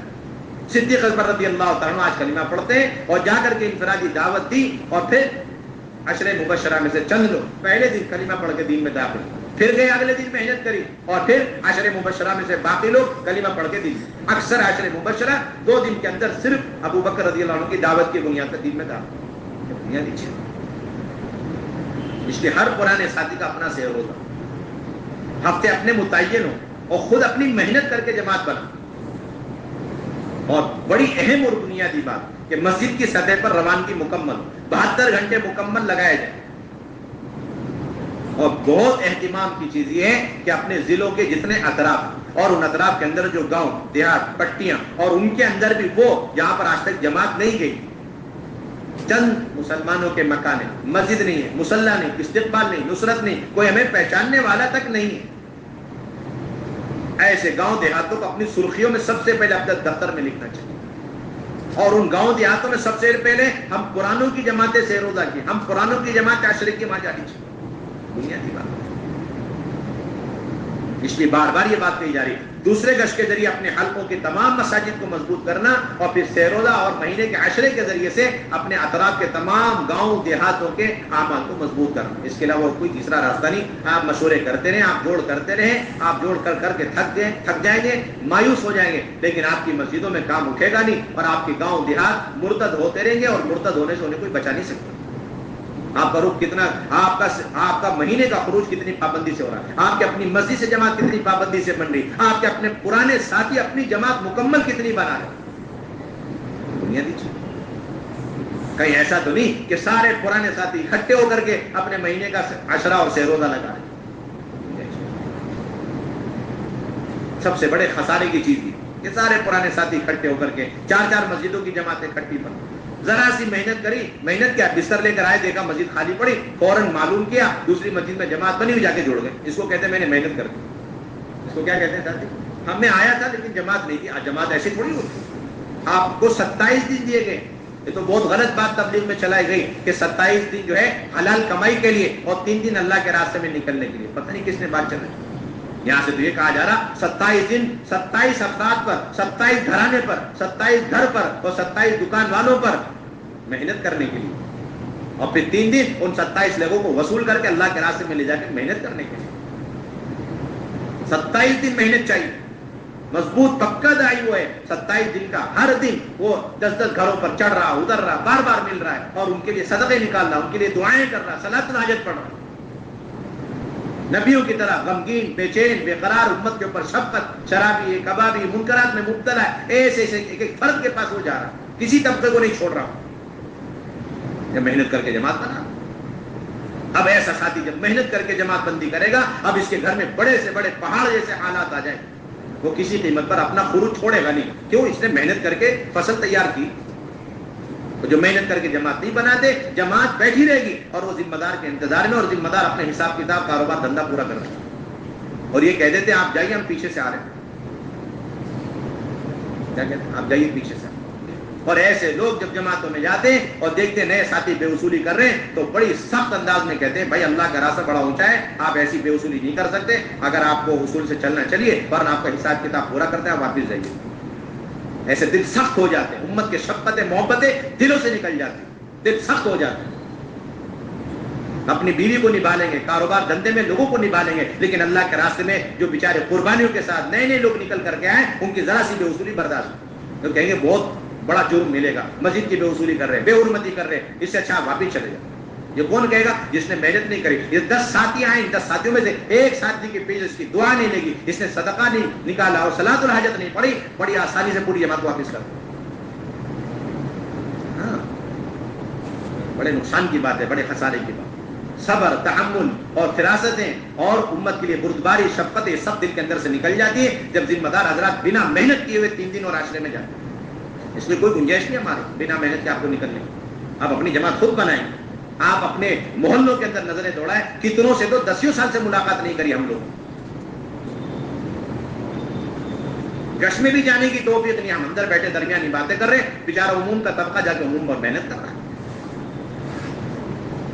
متعین ہو چکے کہ درمیانی بات فلاں صاحب ہے، 10 سال سے وہ کرتے آ رہے ہیں، اور استقبال والے 2 نوجوان ہیں، اور پھر گشت کے آداب یہ فلاں بزرگ ہیں، اور عمومی بات تو امیر صاحب کے حوالے کوئی اور کر ہی نہیں سکتا. ساری مسجدوار جماعت کو آپ نے معذور بنا دیا، اپاہج بنا دیا. صدیق اکبر تو اٹھ کر مسجد سے باہر نکل کر کے ایک نئے سے نئے مسلمان کو گلے اور سینے سے لگا کے اسے وضو کلمہ نماز دکھلا رہے، اور ہمیں توفیق نہیں باہر نکل کر کے ہم محنت کریں. جتنا ہم اندر بیٹھ رہے ہیں مشوروں کے لیے، اتنا جب تک باہر نکل کے محنت نہیں کریں گے کہ ہمارے مشورے یہ خیر کا اور ہدایت کا اور امت کی تعلیم اور تربیت کا اور گمراہیوں سے، امت کی ابتدا سے بچنے کا ذریعہ نہیں بن سکتے. یہ پروگرام بن کے رہ جائیں گے سارے مشورے. سارے مشورے پروگرام بن جائیں. جتنی باہر محنت کریں گے اللہ اتنا مراشد امور انعام فرمائیں ہمارے مشوروں کے اندر. اس لیے ہماری بنیادی ذمہ داری 10 دن لگانے کی بات بڑی قوت سے کہی جا رہی کہ 10 دن بھی ایسا نہیں کہ ہم نے صرف 72 گھنٹے لگا لیے, باقی 7 دن اس میں سے ایک دن کوئی مشورے میں, دوسرے دن کسی جوڑ میں, اور تیسرے دن کسی مسجد کے کسی جماعت کے نصرت میں, اور اس کے بعد ہم فارغ ہیں, اپنے کاروبار بھی چل رہے, اپنی بیوی بچوں کے مسائل چل رہے, اور 1-2 گھنٹے 4 گھنٹے ہم نے کچھ خصوصی تقاضوں پہ پورا کر دیے اور اپنا نام 10 دن والوں میں لکھوا رکھا. ایسے 10 دن ہمیں نہیں چاہیے. یہ کوئی 10 دن شمار نہیں ہو گیا. 10 دن پورے چاہیے ہمیں خروج کے اعتبار. 10 دن پورے کے پورے خروج کے لیے ہمیں چاہیے, اور جا کے مراکز میں بیٹھ جانا ایسے 10 دن ہمیں نہیں چاہیے. ایسے 10 دن نہیں چاہیے. مراکز میں جا کے آپ نے 3 دن لگائے 72 گھنٹے اور 7 دن جا کے مراکز میں بیٹھ گئے, ایسے 10 دن نہیں مانتے. بار بار حضرت یہاں سے یہ بات کہہ چکے, فرما چکے کہ 10 کے 10 دن خروج کے لیے, محنت کے لیے. کیا محنت کرنی؟ اعلیٰ درجے کی بات ہے. آپ پوری مسجد وار جماعت 10 دن کے لیے آپ تیار کریں, اور جا کر کے جتنے بھی کمزور علاقے حلقے وہاں جا کر ایک تو مسجد کے اعمال کے اعتبار سے مضبوطی لانے کی کوشش کریں. کئی مستورات کا کام کمزور ہے, وہاں آپ مستورات کے کام کو مضبوط, اور وہاں آپ سے روزہ عشرہ مستورات کی جماعتیں نکالیں. تیسرے جگہ میں کوئی اور بیرون کے تقاضے اسے آپ پورا کریں. اگر پوری جماعت آپ کی 10 دن کی نہیں بن سکتی ہے تو کوئی حرج کی بات نہیں, آپ اپنی 3 دن کی جماعت بنا کر کے لے جائیں. ایک گاؤں میں آپ پہنچے, اگلی محنت کری, وہاں سے ایک جماعت بن گئی, اس جماعت کو واپس کیا, اس جماعت کو لے کے آپ تیسرے گاؤں میں چلے گئے. یہ محنت کا عنوان ہے ہماری محنت کا عنوان. اپنی ہی مسجد سے آپ تینوں جماعتیں بنا سکتے ہیں 3 ہفتے کے اعتبار سے, ورنہ ایک سہروزہ آپ اپنی مسجد سے, دوسرا سہروزہ اس مسجد سے لگائیں جس مسجد میں آپ دوسرا کش کرنے جاتے ہیں, اور وہاں سے جماعت بن کے ٹوٹتی جا رہی, کوئی لے جانے والا نہیں, کوئی حرج کی بات نہیں. آپ کہتے ہیں کہ اس ہفتے میں آپ کو پورا تیار رہنا ہے اور انشاءاللہ جماعت بنے گی, ہم لے کر کے چلیں. یہ سلسلہ بھی ہمارے یہاں بڑا عجیب چل رہا ہے کہ اس مسجد کے ساتھ ہی کسی قیمت پر دوسری مسجد والوں کے ساتھ ایک 3 دن کے لیے جڑ کے جانے کو تیار. اس لیے مساجد وجود میں نہیں آ رہے, مساجد کے اندر اعمال وجود میں نہیں آ رہے, نہ ان کو اپنے ساتھ جوڑنے کے لیے تیار ہے, نہ ہم ان کے ساتھ جڑنے. ایسا اپنے مسجد کے اور مسجد کے ساتھیوں میں اور ان کے ساتھیوں کے درمیان آہنی دیوار کھڑی کر رکھی ہے. دیکھ لیا آپ. اور تیسرا ان گاؤں سے لگائیں جن گاؤں میں ہم اپنی سہروزہ کی جماعتیں لے کر کے جا رہے ہیں. اور ان 10 دنوں کے اندر اگر کوئی تقاضا مرکز کا آ گیا, آپ اسی میں سے 2-4 گھنٹے لے کر کے, یہ حضرت بار بار فرما چکے, آپ محنت کر رہے ہیں اپنے ساتھیوں کو لے کر گاؤں میں, دیہاتوں میں, بنجر بستیوں میں, اسی میں سے کوئی ایسا تقاضا جو آپ کے بارے میں طے ہو گیا, آپ اسی میں سے تھوڑا سا وقت لے کر جا کے اس تقاضے کو پورا کر کے پھر آ کے جماعت میں جوڑ دیں. کئی تنفیذ کا کام ہے, آپ وہاں چلے جائیں اگلے دن تنفیذ کا کام کر کے بیرون کی جماعت تشکیل تفقد کر کے آپ آ گئے. کئی ماہانہ جوڑے, اسی میں سے آپ 2.5 گھنٹے لے کر گئے اور آپ نے ماہانہ جوڑ کر کے واپس آ گئے. کئی ششمائی مذکورات کا جوڑے, 5ویں دن آپ اسی میں سے 2-4 گھنٹے لے کر گئے, ششمائی جوڑ کر کے پھر دوبارہ جماعت میں آ کے جڑ گئے. یہ ہے 10 دن لگانا. یہ تھوڑی کہ صرف 72 گھنٹے لگا لیے, باقی 7 دن صرف مشورے کے لیے اور مرکز میں بستر ڈالنے کے لیے. ایسا تو کچھ نہیں. اور نئے کے لیے تو گنجائش ہی نہیں, جا کے مستر میں بستر ڈال دیں. نئے حضرات کے لیے 10 دن اور 10 دن مسجد میں مرکز میں جا کے بستر ڈالنے کے لیے تو کوئی گنجائش نہیں ہمارے. بار بار یہ بات حضرت فرما چکی. اب نئے کے بھی 10 دن کی تشکیل, اور صرف اس لیے کہ مراکز میں جا کے چائے بناؤ اور خدمت کرو. تو 1 مرتبہ لگاوے, 2 مرتبہ لگاوے, اس کے بعد سارا کام چھوڑ دیں. ہمارے محنت ہے, 10 دن تو محنت کے لیے عنوان. اس لیے ہمارا یہ رخ صحیح کرنا. اپنے ضلع کے اطراف میں اگر 20 گاؤں, ان 20 گاؤں کے اندر ایسے گاؤں جہاں پر کم آبادی ہے مسلمانوں کی اور مسجد نہیں مسلم, سب سے پہلے اسے عنوان بنانا. جہاں آج تک جماعتیں نہیں کی, لوگ مرتد ہو رہے ہیں, کلمے نماز کو چھوڑ کر دنیا سے جا رہے ہیں, ایسے علاقوں کو اپنے لیے مشورے سے رخ کے طور پر متعین کرو کہ بھئی ہم ان علاقوں میں جا کے محنت کرنے کے لیے تیار. ہاں, جن گاؤں دیہاتوں میں کام کا ماحول قائم ہو چکا, آپ نے محنت کری اور مسجد وار جماعتیں مضبوط ہو چکی, ان گاؤں دیہاتوں میں آپ کمزور جماعتوں کو 3 دن کی جماعتوں کو وہاں پر بھیجیں. میرے بھائیو دوستو بزرگوں, اسی طریقے سے ہماری بہت بنیادی ذمہ داری اپنی اپنی مسجدوں کی سطح پر اللہ کے راستے میں 4-4 مہینے کی جماعتیں بنیں.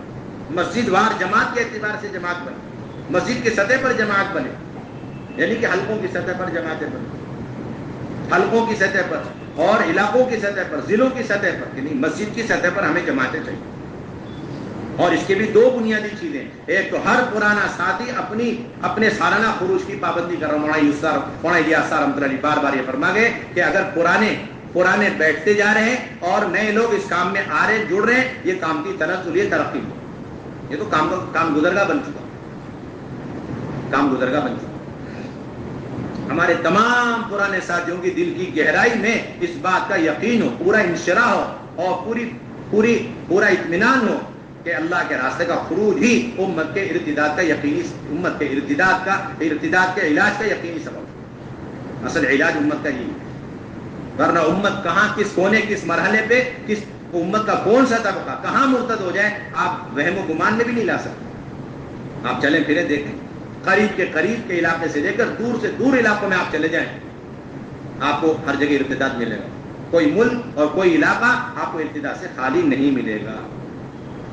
ابھی ارتداد پھیلتا جا رہا ہے اور جماعتیں بھی خوب نکل رہی ہیں۔ وجہ کیا ہے کہ ہماری جماعتیں یہ رخوں پر نہیں جا رہی۔ ساری جماعتوں کا ایک مزاج بن گیا ہے کہ وہ ماحول میں جانے کی فکریں کریں۔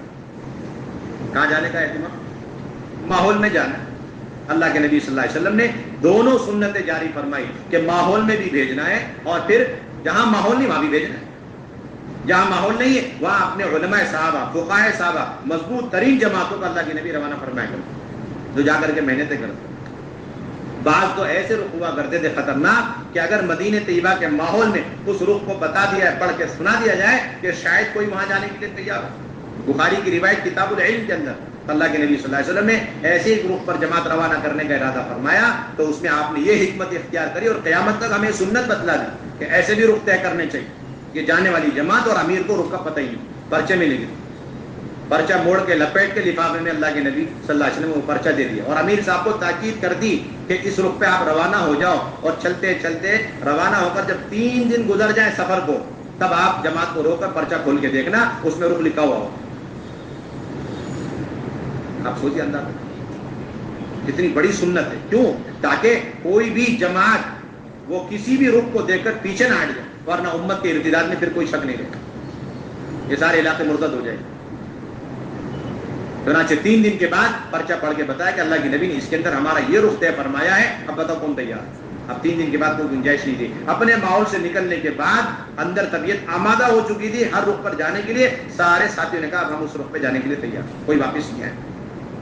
اور یہاں حال یہ کہ بڑے اہتمام سے پرچے آتے ہیں، 4 مہینے کے چلے کی یہاں جماعتیں آتی ہیں اور بیرون کے پرچے آئے، ذرا رخ ہماری طبیعت کے خلاف، مزاج کے خلاف، آب و ہوا کے اعتبار سے، کھانے پینے کے اعتبار سے، تو بار بار اہتمام کیا جاتا، کوشش کی جاتی ہے کہ بھائی کسی طرح رخ بدل دیا۔ یہ امت کے ارتداد کا یقینی سبب، بنیادی سبب۔ آپ کا وقت لگانا برائے نام رہے گا لیکن نہ آپ کی تربیت کا ذریعہ بنے گا اور نہ امت کی گمراہی سے حفاظت کا اور امت کے ارتداد سے بچنے کا ذریعہ بن سکتا ہے۔ ہمارے ساتھیوں میں سے کسی ساتھی کی کوئی جماعت اپنی مرضی والے رخ پر ہرگز نہ جائے، نہ سیروزہ کی، نہ عشرے کی، اور نہ چلے کی، اور نہ 4 مہینے کی، نہ بیرون کی، نہ علماء کی، اور نہ مذکورات کی۔ اصولی بات، اس رخ کو ہمیں صحیح کرنا۔ بنجر سے بنجر علاقے ہمیں دیے گئے، ہمارا کام تو اس سطح پر پہنچے ہمارے ایک صوبے کے ذریعے جتنے ہندوستان کے صوبوں میں جماعتیں بھیجنے کے ہم نے عزائم کیے ہیں ان تمام صوبوں میں جماعت بڑے امانت داری کے ساتھ جانی چاہیے۔ ابھی کارگزاری آ رہی کہ فلاں صوبے نے ہماری ذمہ داری لی تھی کہ لیکن سال بھر انہوں نے 10 جماعتوں میں 1 جماعت بھیجی۔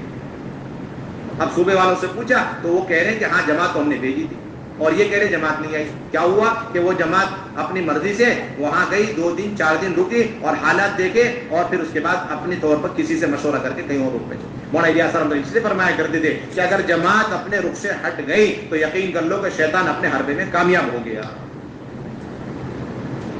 شیطان اپنے حربے میں کامیاب ہو۔ یہ رخ اہم ترین سنت، یہ رخ کیا ہے؟ سنت۔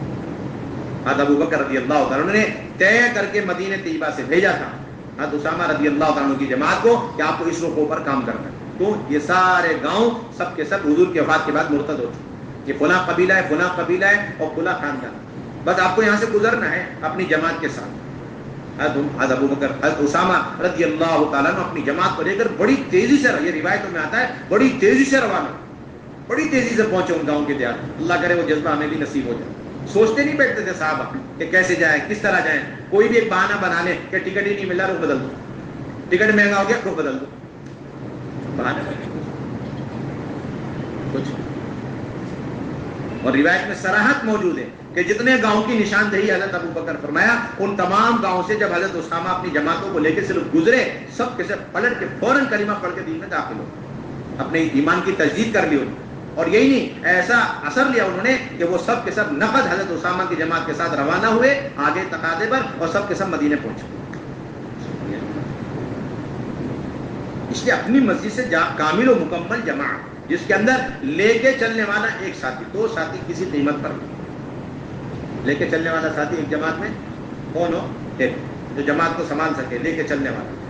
دوسرا ساتھی معاون ہو جائے. بس ایک سطح کے لے کے چلنے والے دو ساتھی ایک جماعت میں کسی قیمت پر نہیں ہو. ابھی ہم دیکھتے ہیں جماعتیں یہاں پر آتی، یو پی سے آ رہی ہے، بہار سے آ رہی، بنگال سے آ رہی، مختلف صوبوں سے آ رہی. جب لے کے بیٹھتے ہیں تو پتہ چلا کہ وہ بھی متمنی امیر بننے کے، یہ بھی پتہ چلا چار چار امیر ایک جماعت میں آئے ہوئے، امیر بننے کی فکروں میں ان کے چلے ختم ہو گئے.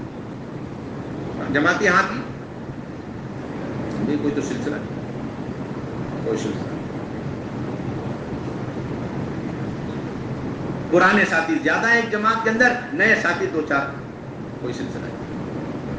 نتیجہ یہ ہوا کہ سال بھر جو اور جماعتیں تیار ہوتی ہیں ان کو امیر نہ ملنے کی وجہ سے وہ ساری جماعتیں رک جاتی ہیں. یہ سب سے بڑا خسارہ، سب سے بڑا خسارہ. یہ شیطان نے بڑی زبردست پٹیاں پڑھائی ہیں کہ بھئی جب نکل رہے اتنی محنت قربانی سے تو ایسے لوگوں کے ساتھ جاؤ جو بہت اصول پسند اور جو بہت اصول دان اور اصولوں کو جاننے پہچاننے والے، تاکہ ان سے بیٹھ کر کے خوب اصول سن کر کے ہم بھی بہت اصول والے بن کر کے آئیں گے. ایک نمبر کی سب سے بڑی بے اصولی سارے اصول پسند لوگوں کا اکٹھے ایک جماعت میں نکلنا سب سے بڑی بے اصولی ہے. اب نوٹ کر لو آپ اس سے، سارے اصول جاننے والے اکٹھے ایک جماعت میں جائے، اس سے بڑی بے اصولی کچھ نہیں تبلیغ کے. اب مولانا الیاس یہاں تک فرما گئے میرا تو یہ جی چاہتا ہے کہ میرے پاس یہاں مرکز میں شرابی، کبابی، جواری اور طرح طرح کے منکرات میں مبتلا وہ لوگ میرے پاس رہیں. یہ میرے نزدیک پسندیدہ اسے کہ میرے پاس کتب افضال اولیاء اللہ بیٹھ جائیں، کہ نبیوں کی ساری محنت کی شروعات یہاں سے ہو.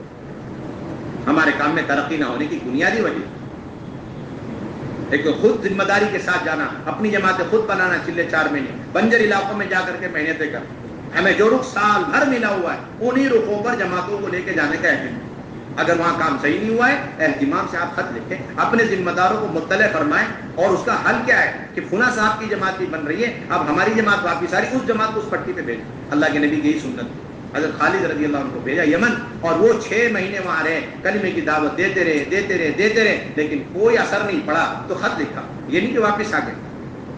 حضرت حضور صلی اللہ علیہ وسلم نے حضرت علی کی جماعت بنائی اور ان کے ساتھ کچھ ساتھی جوڑے اور خط لکھا حضرت خالد کے نام کہ جب یہ جماعت آ جائے تو آپ واپس آ جائیں، اور آپ کے ساتھیوں میں سے جو چاہتا ہے واپس آنا وہ واپس آ جائے، اور جو حضرت علی کے ساتھ رہ کر اور وقت بڑھانا چاہتا ہے، کام کرنا چاہتا ہے، وہ رک جائے. یہ سنت طریقہ. حضرت علی کے پہنچتے ہی ذرا سی محنت ہوئی اور سارے کے سارے یمن والے کلمہ پڑھ کے دین میں داخل. تسلسل کے ساتھ جماعتیں ڈالیں. اس وقت تک ہم اپنی سیروزہ کی جماعتیں لے کر گاؤں دیہاتوں میں جائیں گے جب تک وہاں پر اعمال دعوت وجود میں رہے. اعمال دعوت کا مطلب وہاں کے گاؤں کی ساری مسجدوں کے اندر مشورہ، تعلیم، ملاقات، 2 گشت، اور پھر ان مسجدوں کے اطراف میں گھر گھر کی تعلیم، ہفتہ واری تعلیم، اور پھر اس کے لیے مستورات کا خروج، سیروزہ کا، عشرے کا، چلے کا، اور سارے گھروں کے اندر مستورات جماعتوں کا استقبال کا سلسلہ شروع ہو جائے. یہ جماعت یہ کام کا ہمارا ہوگا. 4 مہینے کی جماعتیں پیدل نکالنے کا اہتمام کیا جائے. اپنی اپنی مسجد کی سطح پر پیدل کا اہتمام. کس کا اہتمام؟ پیدل جماعتیں نہیں.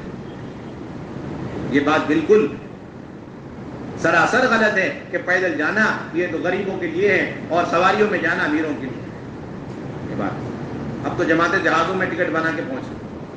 اور مولانا یوسف رحمۃ اللہ علیہ فرماتے تھے کسی جگہ اجتماع میں پہنچنا ہے تو وہاں تک جانے کے لیے جو ریل گاڑیاں ہیں اس میں جو سب سے ہلکی چلنے والی ریل گاڑی اس میں ریزرویشن کراؤ تاکہ ہماری سواری اللہ کے نبی کے اونٹ سواری سے مشابہ ہو اور ہم ہر اسٹیشن والوں کو دعوت دیتے دیتے وہاں اجتماع گاہ میں پہنچے. اب تو ساتھی کو وقت بچا پیدل جانے کا اہتمام کیا, زیادہ سے زیادہ پیدل جماعتیں چلائی. یہ ہمارے اندر سے بھی ظلمتوں کے ٹوٹنے کا بنیادی سبب اور امت کے اندر سے بھی جہالت اور ارتداد کے ختم ہونے کا سبب. حضرات صحابہ عمدہ سواریاں ہوتے ہوئے پیدل جانے کا اہتمام فرما. عمدہ سواریاں ہیں اور اس کے ساتھ حضرات صحابہ پیدل جانے. اور ملکوں کے اندر جانا, مسجد کی سطح پر ہمیں ملکوں کے اعتبار سے جماعتیں چاہیے. مسجد کی سطح پر ملکوں کے لیے جماعتیں بنائیں. ہمارا ہر ساتھی اس بات کی فکر کرے کہ میرا دیر دور سے دور ملک میں زیادہ لمبا وقت اور زیادہ لمبے خرچے کے ساتھ میرا سفر ہو. مولانا یوسف فرمایا کرتے تھے کہ جو آدمی جتنا اپنے دین کی محنت کو لے کر زیادہ خرچے لے کے جتنے دور ملک میں جائے گا اللہ تعالیٰ اسے اپنے دین پر اتنی استقامت نصیب فرمائے. یہ بات نہیں کہ جو مالدار لوگ ہیں، پاسپورٹ ہیں، ویزے بنے ہوئے ہیں اور سہولت ہیں، انتظامات ہیں، ہو جائے ملکوں کے. نہیں، ملکوں کے اندر جانے کے لیے دو بنیادی بات. پہلی بنیادی بات کام پر پوری بصیرت اور آدمی اپنے مقامی کام کے اعتبار سے پختہ ہو، منجا ہوا ہو اور کام کے سارے دستور سے اچھی طرح واقف ہو. اور دوسری بات حضرات صحابہ کے ذریعے صحیح جذبات اور نیتیں ہوں تو اللہ رب العزت ملکوں میں اس کو روانہ کر دے. ملکوں میں جانا مال کی بنیاد پر نہیں، ملکوں میں جانا ظاہری انتظامات کی بنیاد پر ہرگز نہیں. حضرات صحابہ نے ملکوں میں جو سفر کیا ہے وہ خالص اپنی نیت اور جذبات کی بنیاد پر سفر کیا اور کوئی بنیادی چیز نہیں. عمرو بن عاص رضی اللہ تعالی عنہ ملک شام میں 8-10 سال سے کام کرتے رہے. جب واپس ہونے لگے تو ایک خط لکھا حضرت عمر رضی اللہ تعالیٰ عنہ کو کہ یہ ملک مصر بھی بیچ میں پڑ رہا ہے، اگر آپ کی اجازت ہو تو ہم مصر میں بھی جا کے دعوت کا کام کریں، وہاں پر بھی اللہ کا پیغام پہنچائیں، وہاں والوں کو بھی اللہ کا پیغام پہنچائیں. وہ خط اتنا زوردار تھا، تقاضے سے بھرا ہوا کہ حضرت عمر فیصلہ نہیں کر سکے. انہیں تردد ہوگی اور مشورے والوں میں دو رائے ہوگی. بعض نے کہا کہ نہیں واپس بلاؤ حضرت عمرو بن عاص کی جماعت کو، بعض نے کہا کہ نہیں انہیں اجازت دے دو، اس لیے کہ وہ اللہ کے راستے پہلے سے نکلے ہوئے، وہ جتنی تیزی سے جلدی سے اس تقاضے کو پورا کر سکتے ہیں دوسری جماعت نہیں کر سکتی. چنانچہ حضرت عمر نے درمیانی جواب لکھا کہ جب یہ خط تمہارے پاس پہنچے تو دیکھ لینا کہ تمہاری جماعت اس ملک کے جو ہے حدود میں داخل ہو چکی یا اس ملک سے باہر. حضرت عمرو بن عاص رضی اللہ تعالیٰ عنہ اس خط کو لے کر سمجھ گئے اس کے اندر کوئی چیز ہے، اسے انہوں نے چھپا لیا اور ساتھیوں سے کہا کہ یہاں سے جلدی کوچ کرنا چاہیے اور مصر کی طرف انہیں کوچ کرنے کو کہا. جب وہ حدود میں داخل ہو گئے تو حضرت عمرو بن عاص رضی اللہ عنہ نے فرمایا کہ دیکھو امیر المومنین کا خط آئے سے پڑھنا چاہیے. جب پڑھ کے دیکھا اس میں یہ مضمون تھا اور پیغام تھا کہ جب خط آوے تو دیکھ لینا کہ آپ کی جماعت مصر کے حدود میں داخل ہو چکی یا مصر کے حدود میں باہر ہے. اگر داخل ہو گئی تو آگے بڑھو، اگر باہر ہے تو واپس آ جاؤ. ساتھیوں سے پوچھا جاؤ تلاش کرو، دیکھو تو صحیح ہم مصر کے حدود میں داخل ہو گئے یا ابھی تک باہر ہیں. ساتھیوں نے آ کے پکی خبر دی کہ نہیں امیر صاحب ہم تو مصر کے حدود میں داخل ہو چکے. اب کیا کرنا ہے؟ اب اس کے اندر جو حکم ہے اسے پورا کرنا ہے، آگے بڑھنا چاہیے. ایسی تدبیریں اختیار کر دے حضرات صحابہ ملکوں کو فتح کرنے اور ملک والوں تک دور دراز علاقوں میں دین کا پیغام پہنچانا. چنانچہ کتنا وقت پڑا ہے؟ 1 مہینہ 2 مہینہ، روایتوں میں آتا 2 سال پڑھائے انہوں نے. کتنا سال پڑھا ہے؟ یہ جذبہ ہی تو تھا 2 سال تک ان کا آگے بڑھنا آسان ہو. مال کی بنیاد پر نہیں تھا، سفر کی بنیاد پر نہیں تھا، انتظامات کی بنیاد پر نہیں تھا، صرف اللہ کے بندوں کو اللہ کا پیغام پہنچانا ہے. مصر والے اس سے محروم نہ ہو جائیں، اس وجہ سے انہوں نے فکر بھرے انداز میں خط لکھا. انہیں اتنی اجازت ملی، اسی اجازت سے انہوں نے مصر میں داخل ہونے کا راستہ نکالا. 2 سال بڑھائے اور سارے مصر والوں تک اللہ کا پیغام پہنچا کے واپس. اس لیے مسجد وار جماعت جتنی پختہ ہوگی اس کی علامت یہ ہے کہ اس مسجد سے جماعتیں اندرون سے لے کے بیرون تک کی جماعتیں، اس مسجد کے اندر مردانہ جماعت سے لے کر کے زنانہ جماعتیں مکمل اس جماعت سے بنے. سہروزہ کی جماعت محمد سرات مسجد سے بنے گی، محمد سرات عشری کی جماعت مسجد سے بنے گی. جب مسجد سے 4 جماعتیں مردوں کی نکل رہی ہیں مہینے کے اعتبار سے تو 1 جماعت 2 جماعت تو کم سے کم اس مسجد سے نکلنی چاہیے. جب سے اعلیٰ درجے کی بات ہے کم سے کم 8 جماعتیں اس مسجد سے سیر روزہ کی مستورات کی نکلنی چاہیے، 5 6 جوڑے کے اعتبار سے. مسجد کی سطح پر علماء اکرام کی جماعت میں اب تو خاندان کے اعتبار سے بات کی جا رہی ہے کہ خاندان کی سطح پہ جماعت کرو. کس اعتبار سے؟ خاندان کے اعتبار سے بات کرو. اس لیے میرے بھائیوں دوستوں بزرگوں یہ خروج کی ہماری بنیادی ذمہ داری اور اسی لیے علماء کرام کا خروج کہا جاتا ہے تاکہ حضرات صحابہ کی مشابہ اور علماء صحابہ کی مشابہ ہو. اور جس طرح علماء صحابہ ملکوں کے اندر امت کے تعلیم کے لیے فرائض کی تعلیم اور قرآن کی تعلیم، سنتوں کی تعلیم اور کتاب اللہ کے مطابق فیصلوں کے لیے دور نبوت اور دور صحابہ میں ملکوں میں بھیجے گئے اور وہ علماء صحابہ گئے اور انہوں نے کبھی وقت نہیں دیکھا، کھلے وقت کے ساتھ گئے، صرف انہوں نے مقصد دیکھا. اگر اس مقصد میں کامیابی ہو گئی اور حیات باقی ہے تو واپس آئے، ورنہ اس مقصد کی تکمیل میں انہوں نے اپنی قبریں ان ملکوں کے اندر بنا. حضرت معاذ بن جبل اور حضرت ابو الدرداء اور حضرت عبادہ بن صامت رضی اللہ تعالیٰ عنہ تینوں کو حضرت عمر رضی اللہ تعالیٰ عنہ ملک شام میں بھیجا. ایک صحابی کے ذمے ایک ملک لگایا، ایک صحابی کے ذمے ایک ملک لگا. حضرت عبادہ بن ثابت کے ذمے حمص لگا دیا اور حضرت معاذ کے ذمے فلسطین لگا دیا اور ابو الدرداء کے ذمے دمشق لگا دیا. ان میں سے کوئی صاحب واپس نہیں ہے. روایت میں صراحت موجود ہے کہ حضرت معاذ رضی اللہ تعالیٰ عنہ کے انتقال وہیں اپنے ملک کے اندر ہو. ابو الدرداء رضی اللہ تعالیٰ عنہ کا انتقال دمشق میں ہوا اور عبادہ بن صامت رضی اللہ تعالیٰ عنہ ملک حمص کو چھوڑ کر کے حضرت معاذ کی جگہ پر گئے. وہاں تعلیم دیتے رہے یہاں تک کہ انہوں نے بھی اپنی قبر وہیں پر بنا. اس لیے علماء کرام کو خروج بتا کر مولانا الیاس رحمۃ اللہ علیہ نے اپنی وفات کے 1 سال پہلے بڑے بڑے نظام الدین کے حضرات کو لے کر یہ آپس کے تجویز سے یہ بات طے فرما دی تھی, دستخط بھی فرما دیے تھے. 3 جنوری 1943 ذی الحجہ کا مہینہ کہ علماء کرام مدارس سے فارغ ہونے کے بعد 3 سال تبلیغ کے لیے فارغ کر. کتنے سال؟ 3 سال. اللہ کا فضل ہے, کرم ہے, احسان ہے کہ اس وقت تقریباً 100 کے قریب دوسرے سال کی علماء کرام کی جماعتیں روانہ ہو کر, جس میں سے 50-60 جماعتیں واپس آ چکی ہیں ملکوں میں کام کرتی. اور دیگر ممالک کے اندر بھی اب یہ دوسرے اور سال کے علماء کرام کی جماعتیں نکلنی شروع ہو گئی. بنگلہ دیش سے تقریباً 10-12 جماعتیں نکل چکی, ملیشیا سے تقریباً 15 جماعتیں دوسرے سال کی نکلی, برما کی تقریباً 2 جماعتیں دوسرے سال کی, سری لنکا سے 4 جماعتیں دوسرے سال کے علماء کرام کی نکل چکی. افراد بے شمار ملکوں سے نکل چکے. اللہ کا فضل ہے, تیسرے سال کی بھی ایک جماعت علماء کرام کی تیسرا سال لگا کے واپس آ چکی. اللہ کا فضل ہے, کرم ہے. یہاں سے آواز لگائی گئی کہ خواتین کو لے کر اللہ کے راستے میں نکلو. ابھی اس مئی جون کے اندر اندازہ لگایا تو پتہ چلا اس مئی جون میں 2 مہینے کے اندر نظام الدین میں جو مستورات کی جماعتیں آئیں چلے کے لیے 2 مہینے کے لیے, وہ 1250 جماعت 2 مہینے کے اندر جو پورے ہندوستان سے آئی. 1250 جماعتیں ہندوستان سے, بیرون سے. اور حضرت نے فرمایا پچھلے اسی مئی جون میں کتنی تھی تو پتہ چلا 650 جماعتیں. کتنی جماعتیں آئی پچھلے اسی مئی جون میں؟ 650 جماعت. اور اس مئی جون میں 1250 جماعت. اللہ کا فضل کرم ہے. لیکن ابھی تک تقاضے باقی, اندرون ملک کے بھی تقاضے, بیرون کے بھی تقاضے. اس لیے ہم سب عزم ارادے کریں کہ انشاءاللہ ایک تو اپنی مساجد کو 100% اعمال دعوت سے آباد رکھیں, اور دوسرے پہلے اور دوسرے گشتوں کی پابندی کی جائے. اور تیسری بنیادی چیز یہ ہے کہ ہم اپنی مسجدوں سے اپنی مکمل جماعتیں بنائیں, چاہے سہ روزہ کے عشرے کی ہو, چاہے چلے کی 4 مہینے کی.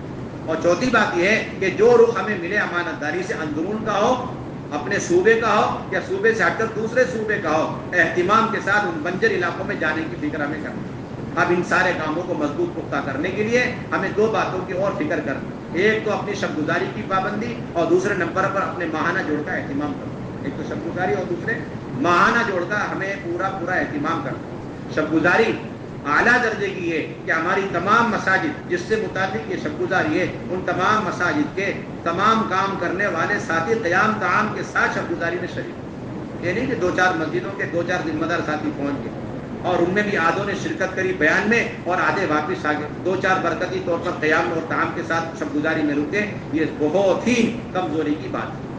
بلکہ یہاں تو یہ بات بار بار کہی جائے کہ ان مسجدوں کے ساتھی اور مصلی یہاں تک کہ نئے لوگوں کو لے کر کے شب گزاری میں قیام طعام کے ساتھ پہنچنا چاہیے. نئے لوگوں کو لے کر مستقل ہماری ہفتے بھر محنت ہے. اس طرح دوسرے گشت کی محنت, پہلے گشت کی محنت, اسی طرح شب گزاری میں ہمارا ایک پرانا ساتھی 10 ساتھیوں کو, 15 20 ساتھیوں کو لے کر قیام طعام کے ساتھ وہاں پر شب گزاری میں قیام. عصر کی مجلس ہوئی, اب لے کر ہم بیٹھ کے ان کا ذہن بنا رہے ہیں, اور پھر مغرب میں مجلس ہوئی, اب پھر لے کر کے بیٹھ گئے ان کا دعوت کا ذہن بنا رہے ہیں, تشکیل کر رہے ہیں اور ان کو فکریں دلا رہے ہیں. اور حیات الصحابہ اب اس کے بعد دوبارہ لے کر کے ان کا ذہن سازی کر رہے ہیں اور رات بھر ان کے لیے دعائیں کر رہے ہیں. اور پھر اس میں سے ان کی تشکیلیں ہو رہی, چلے کی, 4 مہینے کی, اندرون کی, بیرون کی, اور پھر انہیں اعمال کے اعتبار سے مضبوط پختہ کر کے واپس آ کر اگلے ہفتے تک انہیں اعمال مسجد میں لے کر کے چلیں. اس میں نہ قیام ہے, اس کے اندر اپنا دستر اور اپنا بستر. ان مساجد کو پختہ کرنے, اپنی شب گزاریاں اسی وقت مضبوط ہوں گی جتنی ہماری تمام مساجدیں اعمال دعوت کے اعتبار سے پختہ ہوں. اگر ہماری مسجدوں کے اندر اعمال دعوت مضبوط ہیں اور اس کے اندر پابندی ہے تو پھر ہماری شب گزاریوں کے اندر بھی استحکام پیدا ہو. مساجد اگر اعمال دعوت کے اعتبار سے کمزور ہیں تو ہماری شب گزاریوں کے اندر بھی اس کے اثرات پڑیں. محنتیں کر کے آ رہے ہیں اپنے اپنے حلقوں سے, اپنی اپنی مسجدوں کی سطح پر. ہم چلے کی جماعتیں, 4 مہینے کی جماعتیں, اندرون کی جماعتیں, بیرون کی جماعتیں, مستورات کی جماعتیں, علماء کی جماعتیں ہم بنا کر لے کر کے شب گزارے میں آ رہے ہیں. 2 ہماری شب گزاری تو محنت کا عنوان ہے، قیام کا عنوان نہیں، کام کا عنوان نہیں۔ قیام کا ابھی تو حال یہ کہ جو جہاں ہے دفتر میں، ڈیوٹی میں، کاروبار میں، دھندے میں، وہیں سے وہی اپنا ٹفن باندھ کر کے شب گزاری میں پہنچ گیا اور وہ اللہ کا شکر ادا کر رہے، بہرحال میں ہاتھ ہو گیا، قیام تو کر رہا ہوں، کام تو آپ تو یہ قیام اپنے گھر میں بھی کر سکتے ہیں، اس کے پیچھے آپ کی کوئی محنت ہی نہیں شب گزاری، اکیلے پہنچ رہے ساتھ، 10 ساتھیوں کو پیچھے چھوڑ دیا، مسجد وار ساتھی بھی پہنچ نہیں پا رہے، یہ بات ہفتے بھر شب گزاری کی زوردار ہماری محنت ہو۔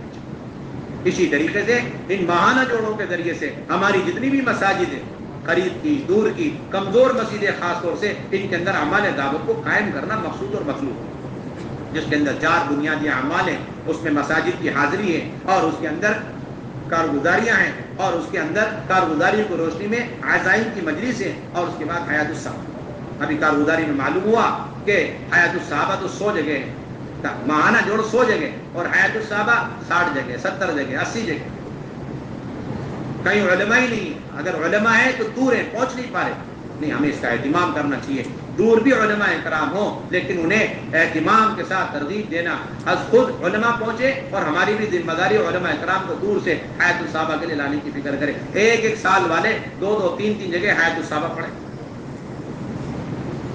اور اس کے اندر جتنی کمزور مساجدیں، ان تمام کمزور مساجد کو مضبوط مساجد کے حوالے کر، اگر کسی مسجد نے اپنی ذمہ داری پوری نہیں کی انہیں ترغیب دیں، اور اگر ان کے اندر استعداد ہی نہیں ہے کمزور مساجد کے کام کو اٹھانے اور جمانے کی، تو آپ امانت داری سے عرض بھی کر دیں اور دوسری مسجد وار جماعت ہے اسے اپنی ذمہ داری پہ لیں۔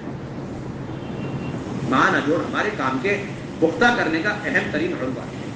دوسرے گشتوں کے ذریعے اور ماہانہ جوڑوں کے ذریعے ہم نے ذمہ داری لے لی ہے، اب دوسرے گشتوں کے ذریعے ان مسجدوں میں جا کے ہم کام کو اٹھانے کی کوشش کریں، اہتمام کے ساتھ جا کے محنت کی جائے، اور وہاں جو عزائم ان لوگوں نے کیے کمزور مسجد کے ساتھیوں نے اسے بھی مکمل کرنے کی یہ مسجد وار جماعت بھی کر، ساتھی کہتے ہیں 8 گھنٹے کیا کریں، اگر آپ کی مسجد کا کام اتنا عمدہ ہے کہ آپ نے 4 گھنٹے میں اپنی مسجد کے تقاضے پورا کر لیے، تو آپ باقی 4 گھنٹے کمزور مسجدوں کو دینے کا اہتمام کریں۔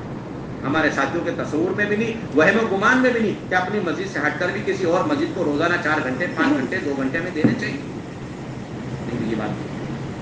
آپ اگر اپنی مسجد کے ساتھ دوسری کمزور مسجدوں کو اپنی ذمہ داری میں لے چکے ہیں تو آپ کے لیے تو یقیناً یہ 8 گھنٹے ناکافی، آپ کے یقیناً مہینے کے 3 دن سیر روزہ ناکافی ہو جائے گی، آپ کو یقیناً آپ کو 2 مرتبہ مہینے کے لگانے پڑیں گے سیر روزہ، 8 گھنٹے آپ کے لیے ناکافی ہو جائے گی، کریں گے بھائی انشاءاللہ۔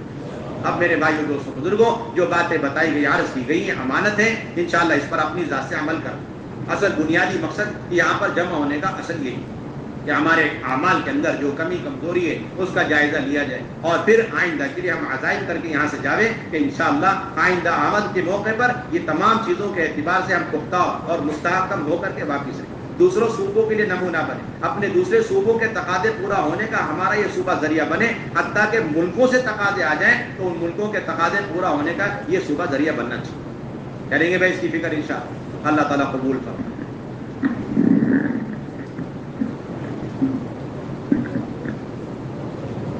اس سارے مجمع ایسے ہی بیٹھا رہے بھائی، اس سارے مجمع ایسے ہی بیٹھا رہے بھائی، بیٹھ جائے بھائی، بیٹھ جائے۔